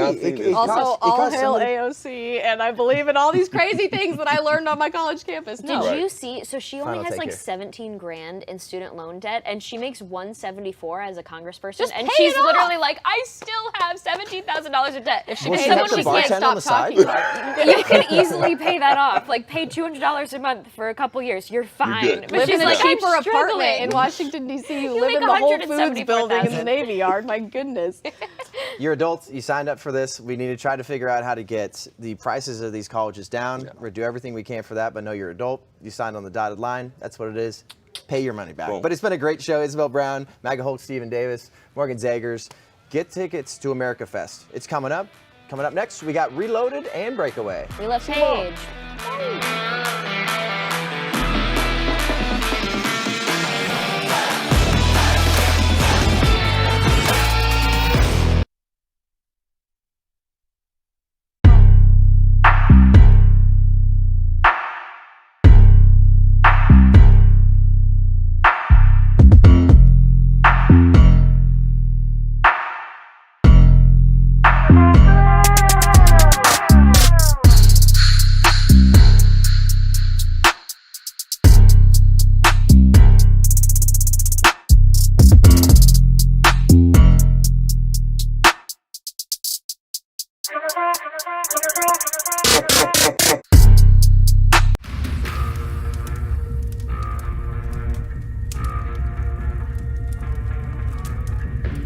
Where did all the ammo go? And why is it so expensive? Who's hiding it? Today I'm gonna let you in on a little secret about ammunition scarcity and who's to blame for it.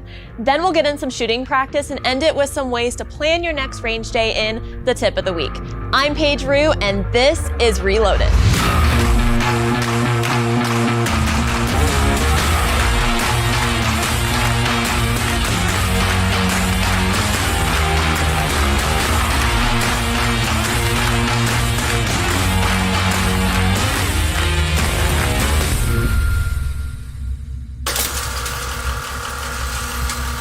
Think back to your childhood and imagine Santa Claus the week of Christmas.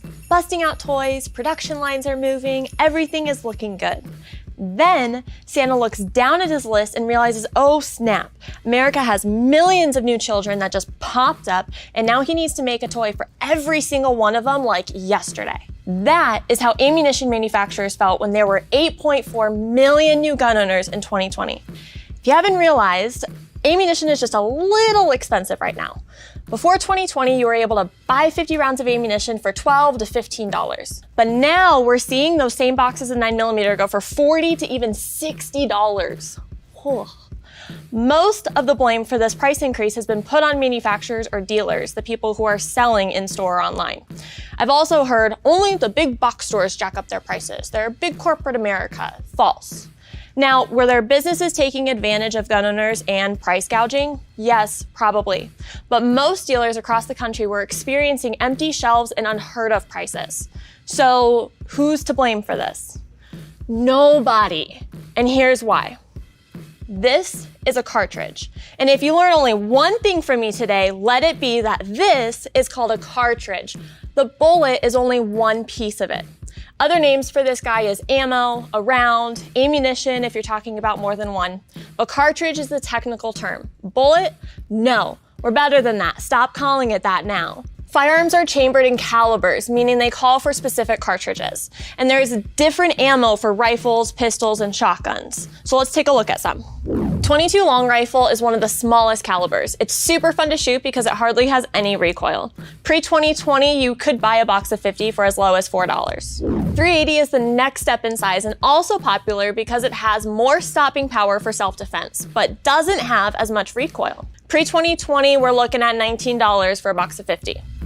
9mm is the caliber I'm going to be referring to most today because it's more popular on the market, especially for personal and home protection. You'll find tons of firearms chambered in 9mm, so your options are a lot higher, and my personal favorite, about $15 for 50 before 2020. There are larger calibers like 40 and 45, which pack more of a punch, but are a little bit more expensive, about $20 to $25 for a box. All of these are pistol calibers, and then these are rifle calibers. I want to explain all of this before getting into the nitty-gritty stuff because regardless of what caliber you have, they are all protected by our constitutional right to bear arms. Now that we're clear on that, let's talk about why ammunition got so expensive in 2020. Do you know what a cartridge is made out of? There's 4 components: a bullet, casing, gunpowder, and primer. The bullet, also known as projectile, is the rounded tip that goes down your barrel and hits your target. There are different types of projectiles, but this one is most commonly used for target practice. The casing holds all of it together and is the piece that flies out every time that you shoot. And then within the casing, there's gunpowder, which is what gets ignited and sends the bullet down the barrel. The primer is at the back of the casing, so when you pull the trigger, a firing pin hits the primer, causing all the stuff to happen. All of these are made from raw materials in different factories. Once made, they're sent off to ammunition manufacturers where they're put together and packaged all pretty and finally sent to a third-party distributor or directly to retailers for purchase. In normal times, this was fine. There was a system and demand that stayed pretty consistent. We'd only really see the demand jump when there's a type of political event or media panic that happened in America. And as a result, people would then stock up and the factories would take about 3 months to catch up, but pricing would essentially stay the same. But now, throw in a global pandemic, a presidential election, closed borders overseas, defunding the police, civil unrest, and millions of new gun owners, and see what you get. Factories get called from manufacturers to say, dude, we need a bajillion more primers ASAP. Factories aren't going to buy another facility for this one rare occurrence. Instead, they're going to hire more workers, pay overtime wages, buy more machines, and stay open 24 hours to have a chance to meet demand. And now the cost of that one little primer just went way up. That happened with all 4 components. And once that one box of 9mm was packaged and ready to ship, the cost was already higher than what consumers were once used to paying. And we're not even halfway through the process yet. Don't forget the distributors and the retailers. By the time that one box reaches you, the consumer, it's a whopping $50. I feel like people think all of the retailers hopped on a conference call and said, hey, we love America and freedom, and it looks like millions more people are also going to exercise their Second Amendment rights, so let's price gouge them on ammo just to be bullies. No. Other questions I've received are, why is ammo cheaper at some stores than others? Or, how do you have ammo but my local gun store doesn't? Now, depending on the state and relationship between distributors and retailers, everyone was in a different situation. Here's an example. Let's go with store A, store B, and store C. So store A orders ammunition when they can financially. So they're going to spend a lot more time finding less expensive ammo from a place that doesn't require a massive quantity order. However, due to last year's circumstances, cheap ammo simply wasn't an option. So store A would have to make a choice of having empty shelves or paying a pretty penny to stock them, if they can even find it. Store B is the opposite of store A. They load up whenever it becomes available. This means it's expensive, but you know their shelves are always stocked. Now, store C is a larger company such as the Bass Pros, the Sportsmans, or the Shields. They normally have pricing contracts for X amount of months. They will be locked in at that price. This is why their prices stayed consistent, but they couldn't get the quantity needed to meet demand. Also, if manufacturers don't renew that contract, store C's prices go up. Speaking from personal experience, my family's range is store B. We're a gun shop, a training facility, and a shooting range. We can't be store C because we're not a big box store and don't require the quantities that they do. But if we were store A, we wouldn't be able to run classes or rent out guns for the shooting range. In 2020, millions of new gun owners created a 139% increase in ammunition since 2019. Factories couldn't keep up and were running around the clock. Retailers couldn't keep ammo on the shelves, but were also faced with incredibly high prices and record high minimums. This was something America has never seen before. But we are still happy people are exercising their freedoms during a time when our Second Amendment is on the line. Hold on to your ammo, folks. There's more to come on Reloaded.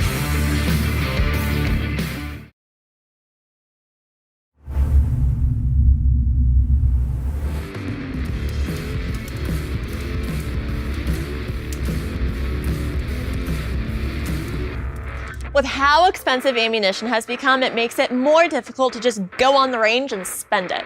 And speaking of range, I'm going to show you a few of my favorite training tools that don't require any ammo. Let's go. All right, there are ways for you to practice and become a better shooter without using any ammunition. And a common mistake is assuming that you must shoot a certain amount per day to improve, but you don't. And if you're not practicing with purpose, you're basically throwing literal dollars down the range while you're shooting. So there are other training tools that you can take advantage of in order to become a better shooter. My favorite is dry fire. Dry firing is practicing a specific technique or skill with your firearm completely unloaded. And you can do this at the range or at home as long as your firearm is unloaded and pointing in a safe direction. So to unload your firearm, we're first going to take our finger off the trigger, remove the magazine, and then we're gonna rack the slide 2 to 3 times to confirm that nothing's in the chamber. So now that my firearm's unloaded, I'm gonna point it in a safe direction. I'm at the range at Shooter's World, so it's super controlled, but if you're at home, be mindful of what walls and targets you're aiming at. Next, with dry fire, you're gonna put your finger on the trigger once you're on target, and you're going to pull the trigger until you hear a click sound. So now before you can pull the trigger again, you have to manually reset it by pulling back the slide. So, Say you recently purchased a firearm and you're practicing at the range and you notice that your shots are dropping, or you're probably raising your shoulders up like this or tensing up your wrists, closing your eyes, or while you're pulling the trigger, you're thinking, when is it gonna go off? When is it gonna go off? When is it gonna go off? And by the time that you pull the trigger, your muzzle or the front of the gun is pointing downward. That's anticipation, and it's so common, especially when you just get into first shooting. My advice, go home and dry fire. Just set up a small target on your wall, like a Post-it note or an index card. And in order to get the most out of dry firing, you need to practice as if the gun were loaded. And what I mean is, don't just, that's sloppy. Get in a good stance, make sure that your grip is right, point your firearm in a safe direction at your target, make sure that you're leaning into it as if the gun were to recoil. Once you're ready, take a deep breath and take a smooth trigger press. Essentially, what your goal is to make sure that there's no movement in your muzzle when you're firing. So it'll look something like this.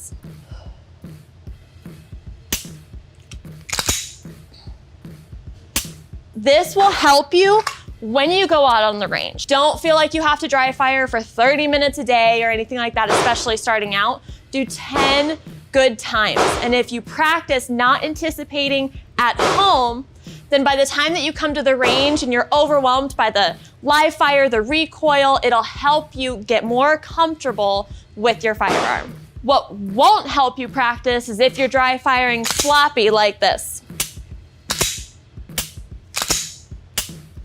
My stance was sloppy, my grip was loose, I wasn't aligning my sights, and I was pulling the trigger really fast. Always make sure you practice with purpose. So if you're like me, I like to have clear feedback when I shoot or dry fire. And when you dry fire, you do have to pay attention to the reflex of your muscles, movement of the muzzle, and where your shoulders are at in order to diagnose what you're doing when you pull the trigger. Now, if you're a new shooter, this is really difficult to do. So another tool that you could use that I really enjoy is called a dry fire bore laser. And this is a little laser that goes into your chamber of your firearm just like this. So you pull back the slide on your firearm, drop this into your chamber, make sure your firearm's pointed in a safe direction, and then release your slide. So as you press the trigger, a little laser will pop up on your target. This gives you immediate feedback, and this is why I love this tool. So if you're shaking or you're anticipating, you're gonna notice a little wiggle on your target. So your goal is take a deep breath, line up your sights, smooth trigger press, and a solid red dot. If anticipation is not a problem for you and you're feeling comfortable with the gun and you want to challenge yourself a little bit more, you can absolutely add stress by either putting yourself on a shot timer or drawing from the holster, or both. So if you draw from the holster, make sure that you know how or have been shown how to draw from the holster. But it's gonna look something like this. If I want to add a little bit more stress, I can practice getting in my good stance and drawing from the holster and dry firing. So you can draw from outside the waistband, which means it's exposed like this, or you can draw from concealment, which means that the gun isn't visible to the naked eye, so it's underneath clothing. So it'll look something like this. Another thing that you can do is time yourself with a shot timer. Now, timing yourself will just be able to add a little bit more stress and see how fast you're going. If you're still not having a blast and you want to have a little bit more fun, try this baby out. So this is called a Strikeman, and it's like Nerf target practice for adults. So it works with your phone app, this target, and the dry fire bore laser that's already in my gun. So what you're gonna do is you're gonna set the target up on a table, or you can suction cup the target to a wall, which is really cool. And then set your phone up with this stand and angle it so that it's around 2 to 4 feet from your target. Once you calibrate it and use the Strikeman app, what you can do is use the dry fire bore laser, and it'll tell you where you're hitting on this target, and it'll also provide a lot more feedback than just using the dry fire bore laser. So remember how I told you to make sure you're not being lazy when you dry fire? So this thing will not let you do that. So now that I have everything set up, you're gonna get into a shooting stance, aim at your target, and then pull the trigger. So once you're done, you can do as many shots as you want, but once you're done, you hit the done button on your phone and it'll tell you where you hit on your target and provide you feedback. It'll also tell you where your shots were, your average score, and how you're improving each day, which is really fun. I don't know about you, but I'm super competitive and you could definitely have some fun competing with friends with this. Okay, we've talked a lot about dry firing and not using any live ammo. But if you're going to the range, I'm gonna walk you through the basics of having a range plan so you don't accidentally blow through all of your ammunition. Coming up in the tip of the week.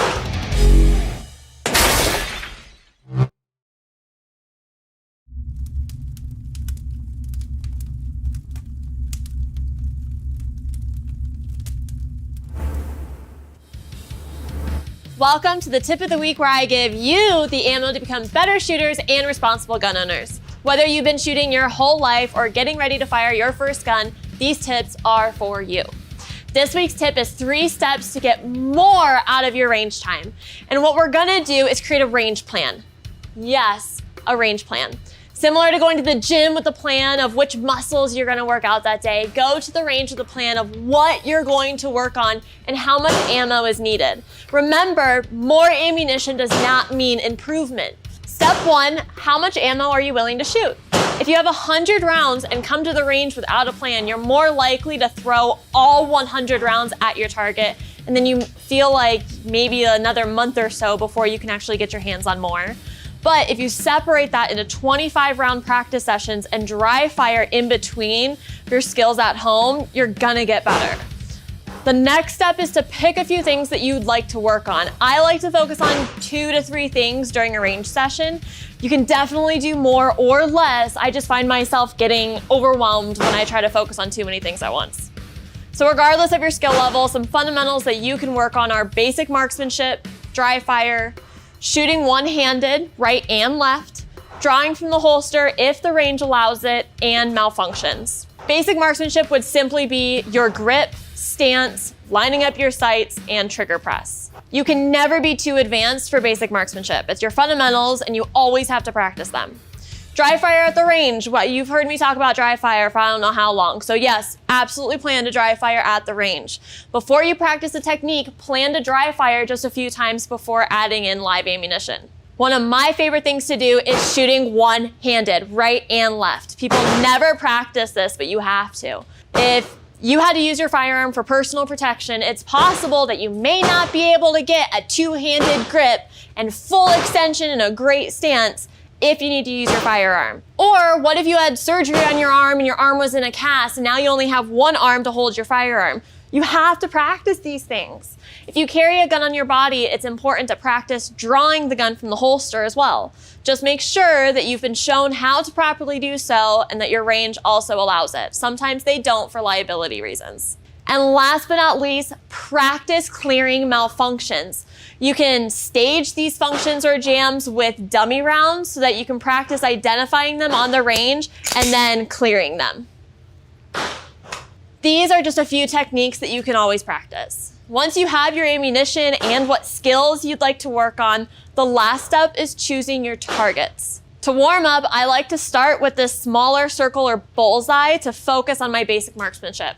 I like to start with just a few shots on the first circle, evaluate where my shots are, adjust my grip, my stance, smooth trigger press, slow down, and then continue on to the next circle. This is so that I can see the progression of my warm-up. I love doing this for students, and I also think it's really good to warm up with this target or something similar on the range. I use a silhouette target for just about everything. I like to warm up on the 5-spot circle and do the rest of my practice on a silhouette when I'm practicing with my pistol specifically. This one is fun and also a challenge. I use this target in my classes and my students either love it or they hate it. So what you do is you have a friend or an instructor call out a number, a shape, or a color, and you have to hit the target as fast as you can without missing. How I play it is I call out, say, like a 3, and you have to quickly find one of the 3s and shoot it. If I call out a green square, that's 2 commands equals 2 shots. Green square, you have to shoot 1 round at a green and 1 round at a square, or you can shoot 2 rounds at the green square if you're trying to be tricky. This target can be played as a game, but also helps putting some healthy pressure on you while shooting. The last one is really nice because you can use 1 target for your entire training session. It doesn't require a lot of ammunition, and it has you practice a lot of techniques. You can get a lot of training out of just a little bit of ammunition, and these 4 targets, that is why it's so important to have a range plan. It's time for a 2A break.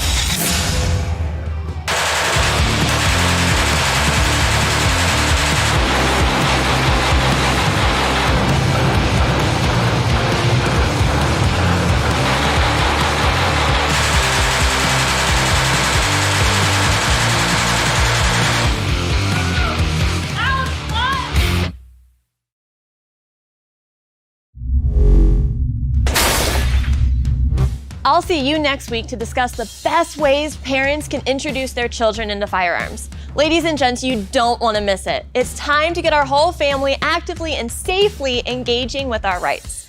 Don't forget to like, share, and comment on this video so I can talk 2A with you every week. My name is Paige Roux, and your firearm freedom just got reloaded.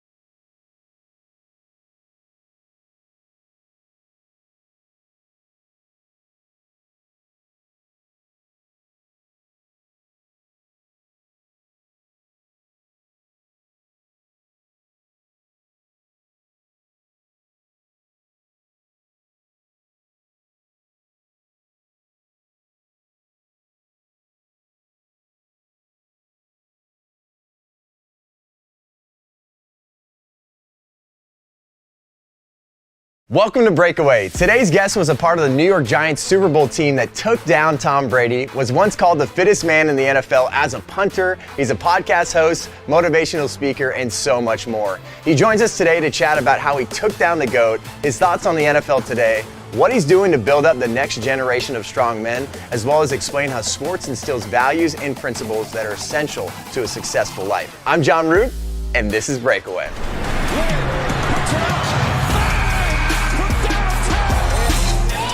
Well, welcome back to Breakaway. We are hanging out with a former NFL punter, Super Bowl champion, and was once known as the fittest man in the NFL, Steve Weatherford. Welcome to the show. It's good to be here. Producer Brian, welcome back, buddy. Yeah, the non-fittest man on the couch, but you know, that's okay.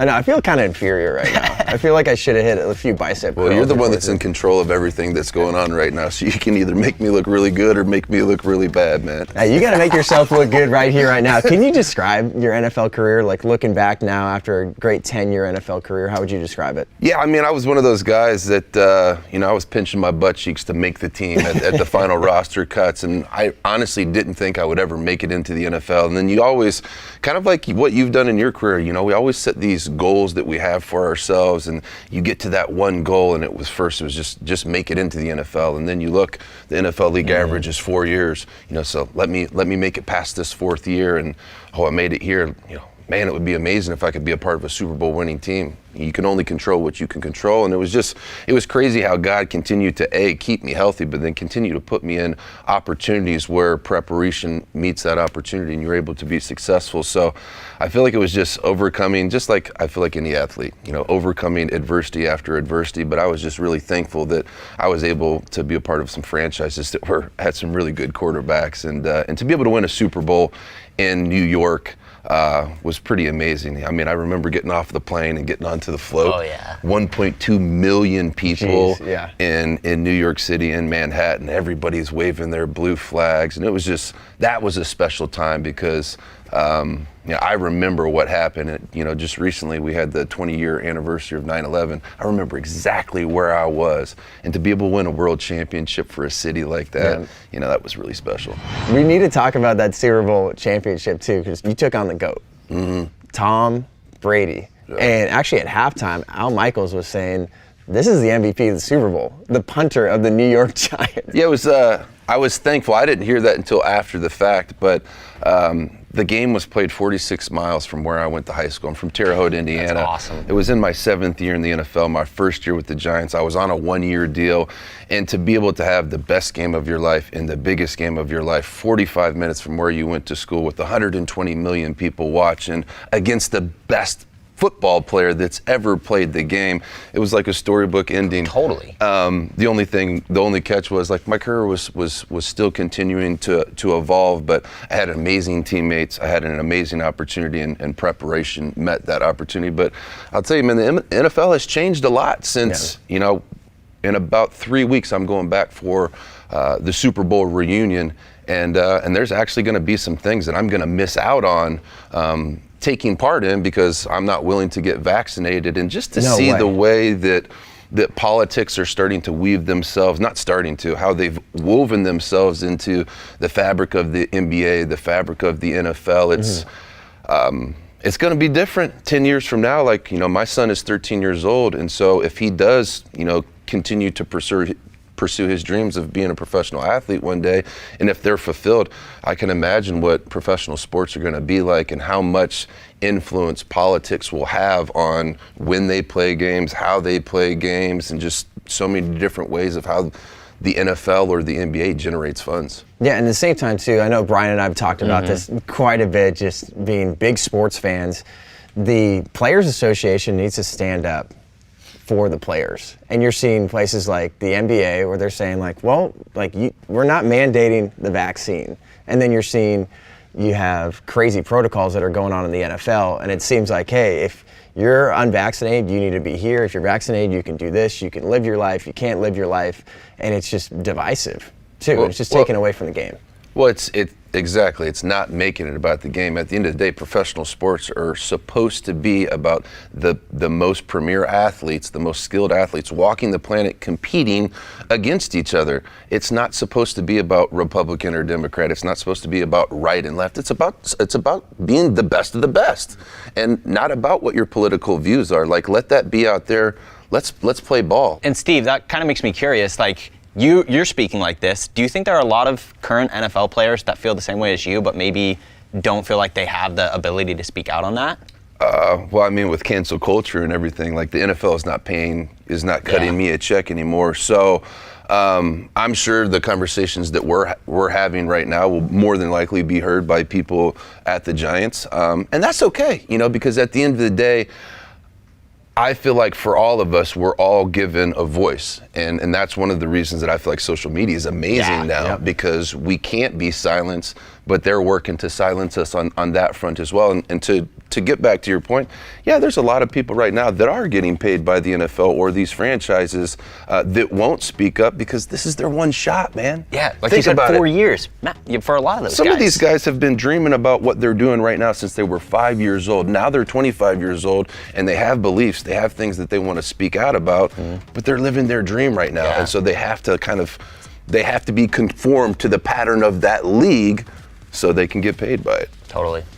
We're going to talk about next segment with Steve Weatherford, how you can be the CEO of your life, some healthy obsessions, and how he uses his platform to make sure we can build some strong men and build up the next generation. I'm Jon Root, and this is Breakaway.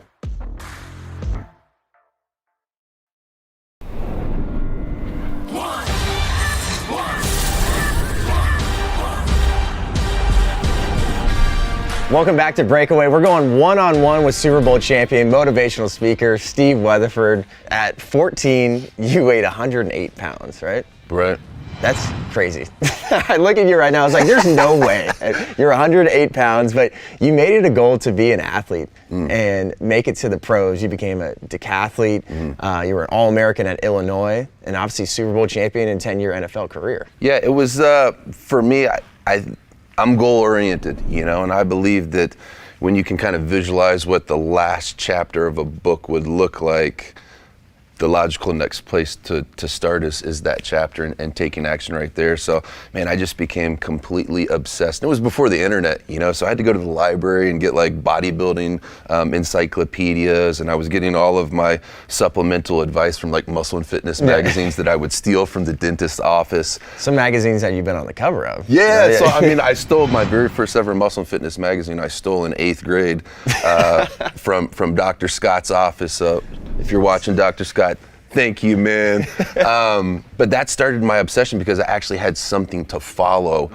Somebody who had gone before me and done what I wanted to do. This is what they did. And so I just followed different workout plans during my high school career, and it was really cool to see the skinniest kid in my high school at the start walk across the stage, you know, over 200 pounds 4.5 years later. And I just became completely obsessed with it to the point where, you know, I believe because of that commitment and consistency, I was able to earn a scholarship and go to the pros and be able to play 2 sports in college and do some really incredible things with my body. But it's because I became really, really focused at a really young age and stayed consistent to that.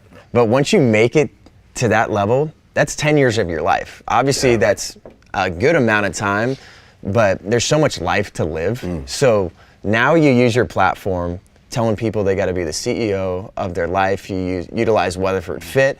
Do you feel like how you utilize your platform now is maybe even more important than making it to the NFL and having that decade there? Oh, for sure, because my pursuit to the NFL is like for sure self-serving, John, because it was something that when I was in the backyard with my dad or my brother and we're throwing the ball, it's like the thing that we all imagined ourselves doing was like being in the NFL and catching that touchdown. Well, I didn't get to catch a touchdown, and nobody imagines himself being the punter in the NFL. But I did it, you know, I was in the NFL, but I remember after winning the Super Bowl, I remember what it was like, John, swiping my key card. It was the first time that I was like by myself. And I remember walking into my hotel room, walking past my bed and walking up to the window and looking down and realizing all of these people that didn't play in the game, and some of them weren't even Giants fans, were just so excited about the game that was played. And it was the first time I took a deep breath.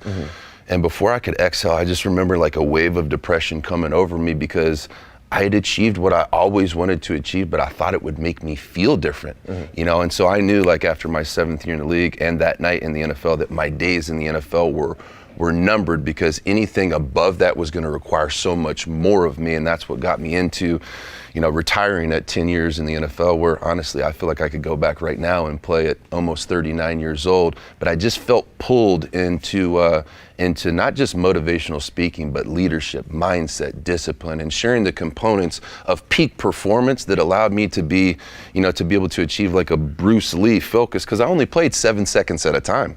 4 plays a game, 7 seconds at a time. I'm only playing 28 seconds a game, you know? And so there was things that I was able to mentally condition myself into that I believe really, really impact people at a deep level, whether they're CEOs, teachers, entrepreneurs, or high-level athletes. At the same time, too, when you look at your Instagram, I check that out all the time. You show all these Super Bowl pictures and these videos, but at the same time, you're saying like, hey, this was a great part of my life, but this wasn't the pinnacle of my life. No. This isn't not what provides me value. And at the same time, you seem to surround yourself with people that keep you accountable and challenge you. You're hanging out with Jesse Itzler, Lewis Howes. You're doing these 50K races, and you're challenging yourself, and you're surrounding yourself with people that are going to make you better. And it seems like that's what you want to instill in people. Yeah, well, one thing you said, John, was like, that doesn't provide me value, like being a professional athlete. And I'd actually love to respectfully correct you, because that actually does provide me value, but it doesn't provide me my value. Meaning like value, I'm during my NFL career, I really struggled with, and a lot of athletes struggle with, that their career is their identity. And so when you retire from the NFL, I actually told myself in my mind, I'm like, I'm not gonna struggle with this, But that's all that I had ever known. From age 4 up to age 34, I was an athlete.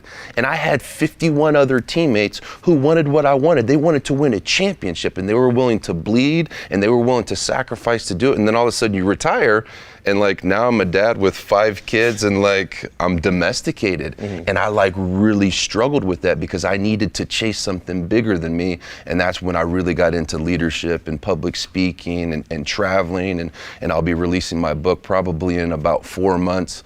Really, really excited about that. It'll be my testimony. It will be a mental reconditioning program for people to wake up the champion inside of them. And you want to instill this in the next generation too. You share a lot of videos working out with your son too. You want him to be a beast as well. You want him to be the fittest man in the NFL, hopefully at some point too. Yeah, just I want him to know I want him to know 4 really important things, John. I want him to know who he is. I want him to have his identity.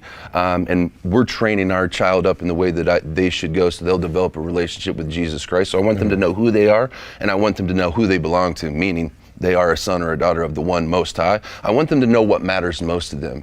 Integrity, generosity, leadership.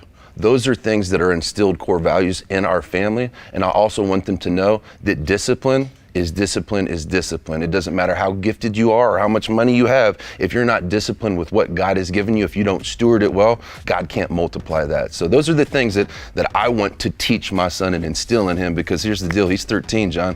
I've got 4 more summers with my son to equip him to walk out into the world and to be his own unique type of, like, not a carbon copy of me and my greatness, but what God instilled in him. And I think that's a great tease for our next segment, because we're going to be talking about the principles of sports and the values of sports and how we feel like that is essential to life, and how Steve Weatherford makes sure that he is building up the next generation. We need some strong men in this country, and we're going to talk about principles of conservatism, how those fit into sports. I'm Jon Root, and this is Breakaway.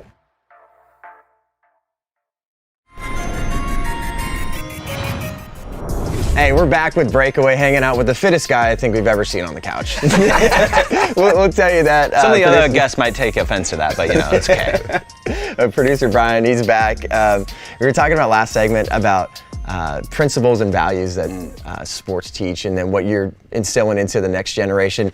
Brian and I were talking, and we really believe principles of conservatism should be instilling a fitness of physical, mental, and spiritual. And I feel like that's something that should be a core principle of conservatism, making sure people are physically, mentally, and spiritually strong. Do you agree with that? I absolutely agree with that, but I feel like a lot of people are like looking for a balance of the 3, and I'm just like, I'm real with myself. It's gonna take a lot of work for me to get my spiritual muscle to match my physical or my mental muscle. I spent 25 years as like a professional developing my mind and my body to be able to go out there and perform a skill no matter how many people are watching. And to be honest with you guys, I only prayed like before meals or before games because I was scared to death people were gonna find out I was a fraud or a phony.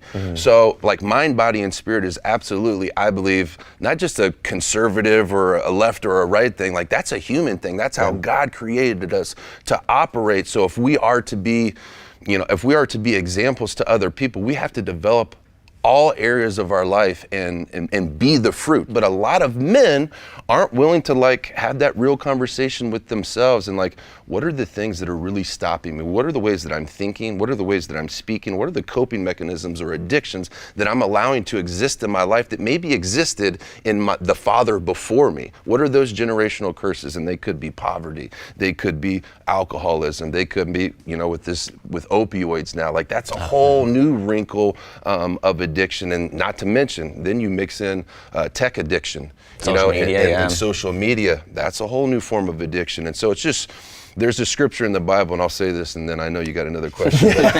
It says, do not be conformed to the patterns of this world, but be transformed by the renewing of your mind. And what that means to me is like, look at everything that is being intentionally and strategically created to get us to think a certain type of way. But until we have conversations like this about what does it really mean to be a leader? And to me, in my house, what it means to be a leader is to have a positive attitude, to be committed to excellence, to be a leader at all times, to be generous, and then be committed to other people as much as you're committed to yourself. And so I know that was a long answer to your question, but there are some conforming that is happening in this world right now, and conversations like this are going to be the thing that get people to start to think about what they're thinking about a little bit differently. Completely. And there's so many values that are instilled in sports too. We want kids and people to jump into sports for a specific reason. You can find community, you build up character, obviously you can get in physical, spiritual, and mental shape. Sure. And I feel like that's the power of sports too. Growing up and playing sports, learning those, and then when people watch sports now, those are the values they should be getting. Yeah, at the end of the day, it's collective suffering. John, like that's the thing that I believe I miss the most about being a professional athlete or an athlete in general is the collective suffering of like training camp. Yeah. You know, like nobody liked training camp. And matter of fact, dude, we only got paid $250 a game in training camp. Eli Manning, who might be making $20 million that year, he only got $250 for a training camp. So nobody wanted to be in training camp, but we knew it was a proving ground that we needed to earn our stripes to get that blue helmet to play that season for the New York Football Giants. And so it was like those hard times that really brought us together. Like, do I miss playing in like Super Bowls and big important games? Of course. Sure. Yeah. But I actually miss like playing poker with the guys like maybe a night or two before final cuts, because we're all nervous whether or not this might be the last night or two that we spend together, because, you know, maybe I'm too expensive or maybe, you know, they're going to ask him to take a pay cut and he gets traded. And so to me, it's that collective suffering of going through something difficult together for a purpose bigger than who you are. And I believe that's what family really is. And that's why it feels good. So then when we don't get that anymore, that's why we struggle. No, completely, and that's why we love sports. Is you know, sports isn't necessarily about just making it to the pros. You know, why do kids love sports? It's about discipline. It's about learning that you can achieve things, that you can be better than you were yesterday. It's about working as a team, and it's unfortunate because I feel like as some of this laissez-faire type of today's American culture seeps into the world of sports, it's kind of ruining what the traditional sports used to be like, and that's what I'm really worried about. Yeah, well, you're worried about it, man. Like, I love my family, but I saw the other day on Facebook that my brother is the coach of a team, and they gave the team that got second place in the losers bracket rings. Oh my gosh! In the losers bracket? The second place in the losers bracket got rings, and they took pictures with it, and I saw it, and like, I thought to myself, I was 7 years as a pro in the NFL before I got any type of ring, but it meant something, and now they're just giving it away to anybody, and so it didn't make me mad because, well, they got a ring that I have, but it discouraged me because that's not scriptural, man. No. Like, winning is a way of worship. If you go back and look at the Bible, man, it tells you not to just run the race to like be encouraging to other people. It says run the race to win, John. And so now we're raising a whole bunch of people that just want to clap for you because you show up at the starting line. Like, you don't even have to finish. Just show up and get a bib. Dude, you're a champion. Here's a ring. No, man, dude, in my family, we're training my 4 daughters and my 2 sons up to run the race to win, because that also is a way of worship. Let's go. This is why we have Steve Weatherford here. Like, I'm just motivated, and I know that's why you make such a difference in people's lives. I'm excited for this next segment because we got you in the hot seat. 40-second shot clock. Steve Weatherford's back. I'm pumped. I'm Jon Root, and this is Breakaway.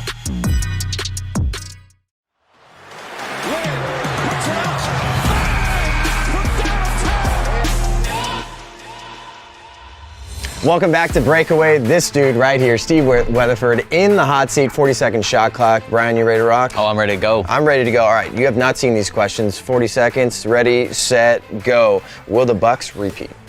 No. Favorite punter of all time? Jeff Fiegels. Worst punt you've ever had? 17 yards. What's your favorite workout? Not running. Least favorite stadium to play in? Philadelphia. What do you eat for a workout? All of it. What's the most you've ever benched? 385. I gotta know, who was in those Giants poker games? Eli, Tuck, Bradshaw, Jacobs, Tynes, Diassi. Who was the toughest to play against in poker? Eli. And that is it at the buzzer.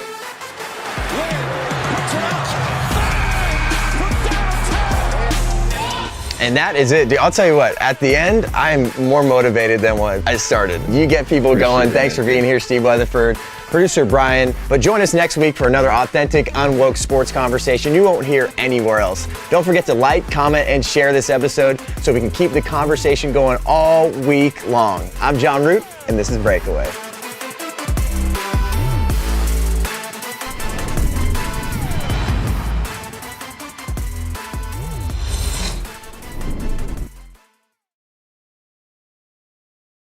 Well, hello, it's Jon Root. Coming up next on TPUSA Live, tune into the newest episode of POPlitics, where host Alex Clark will tell you a funny but pretty stinky story about Spider-Man Tom Holland and Zendaya. Hot Take Tuesday and so much more pop culture without the propaganda, next on POPlitics. Hey, how y'all? Get your dog! It don't bite. Yes, it do! Some of y'all are him. Some of y'all date him, and some of y'all are related to him. Be honest, which one is it? Country boy, I love you. I have the scorching receipts on this pedophile CNN producer that was just fired. This hot actor admitted that he accidentally farted on one of the most beautiful women in Hollywood. And if you have these specific Lego sets in your house, they could be worth more than gold. Nerdservatives, this is your time. I'm Alex Clark, and this is POPlitics.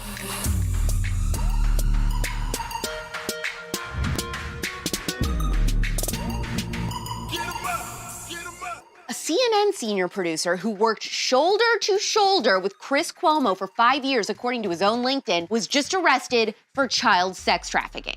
We're just getting started. His name is John Griffin, and according to the New York Post, he allegedly used messaging apps to befriend and persuade moms of young girls that he should be the one to train their daughters sexually, telling them a woman is a woman regardless of her age. What's wrong with everyone? Are they sick? He allegedly got at least one mom of two daughters to bring the girl to his Ludlow ski getaway in June 2020, and he convinced the mom it was her responsibility to see that her older daughter, who was just 13, was trained properly. John Griffin is a father of three himself, and according to the article, it was there that the daughter was directed to engage in and did engage in unlawful sexual activity. In April 2020, he conducted a virtual training session over a video chat that included him instructing a mother and her 14-year-old daughter to remove their clothing and touch each other. What? For those of you wondering, where were the signs? Oh, there were plenty. In 2010, John tweeted this article: "Neither man nor God can stop kids from sexting all the time," with this quote: "Huzzah for free speech, lax parents of horny kids, and technology to mix those factors with explosive consequences." The article, by the way, that he tweeted ends by saying, "Less Jesus, more sexting." Y'all make me sick. Y'all make me sick. The question is, how many victims are there? And how many stories did John encourage Chris Cuomo to do that talked about how evil conservatives were? The limit does not exist.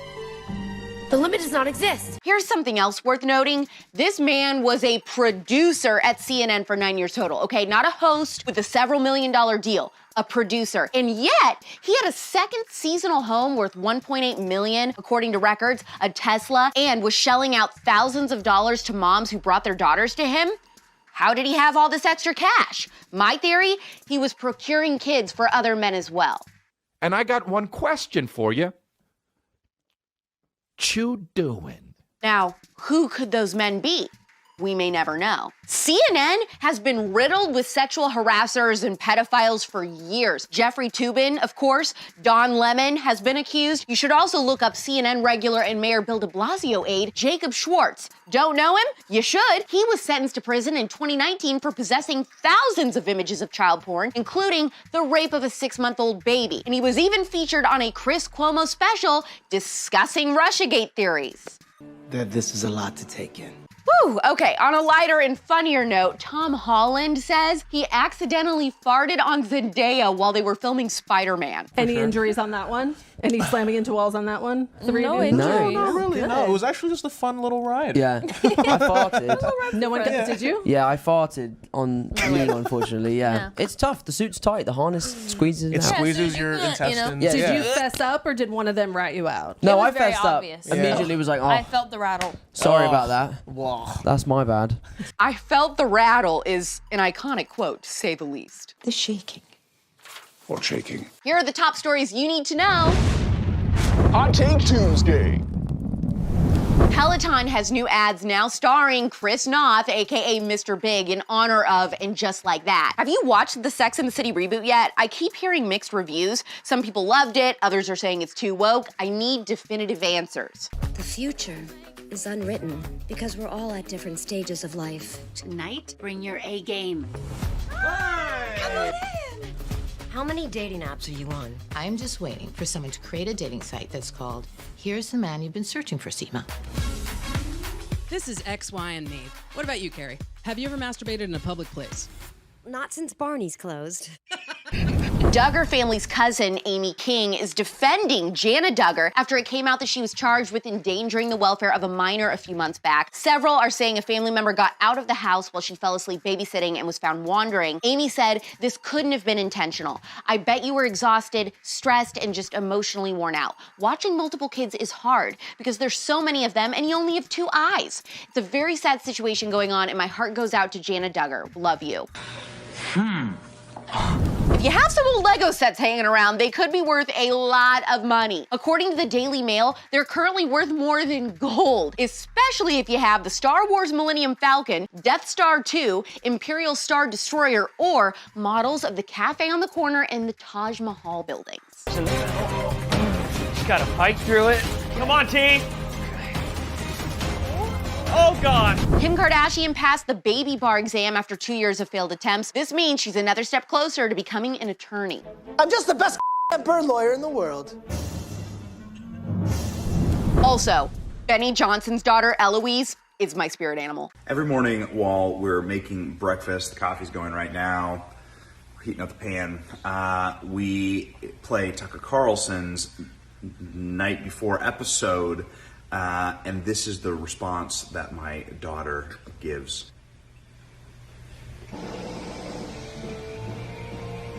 Good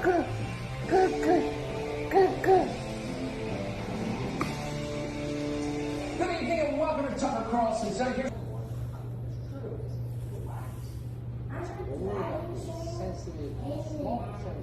I cannot believe that we're only a couple days out from America Fest. It's Turning Point USA's massive event for all ages in Phoenix, Arizona this weekend. There are only a few tickets left. If you can come last minute, just go to tpusa.com/AmericaFest and use code ALEX for 25% off. Catch up on the latest episode of The Spillover on Apple Podcasts and Spotify, where I talk to a hostage negotiator. Make sure you like this episode. Tell me in the comments how excited you are for the new Spider-Man movie.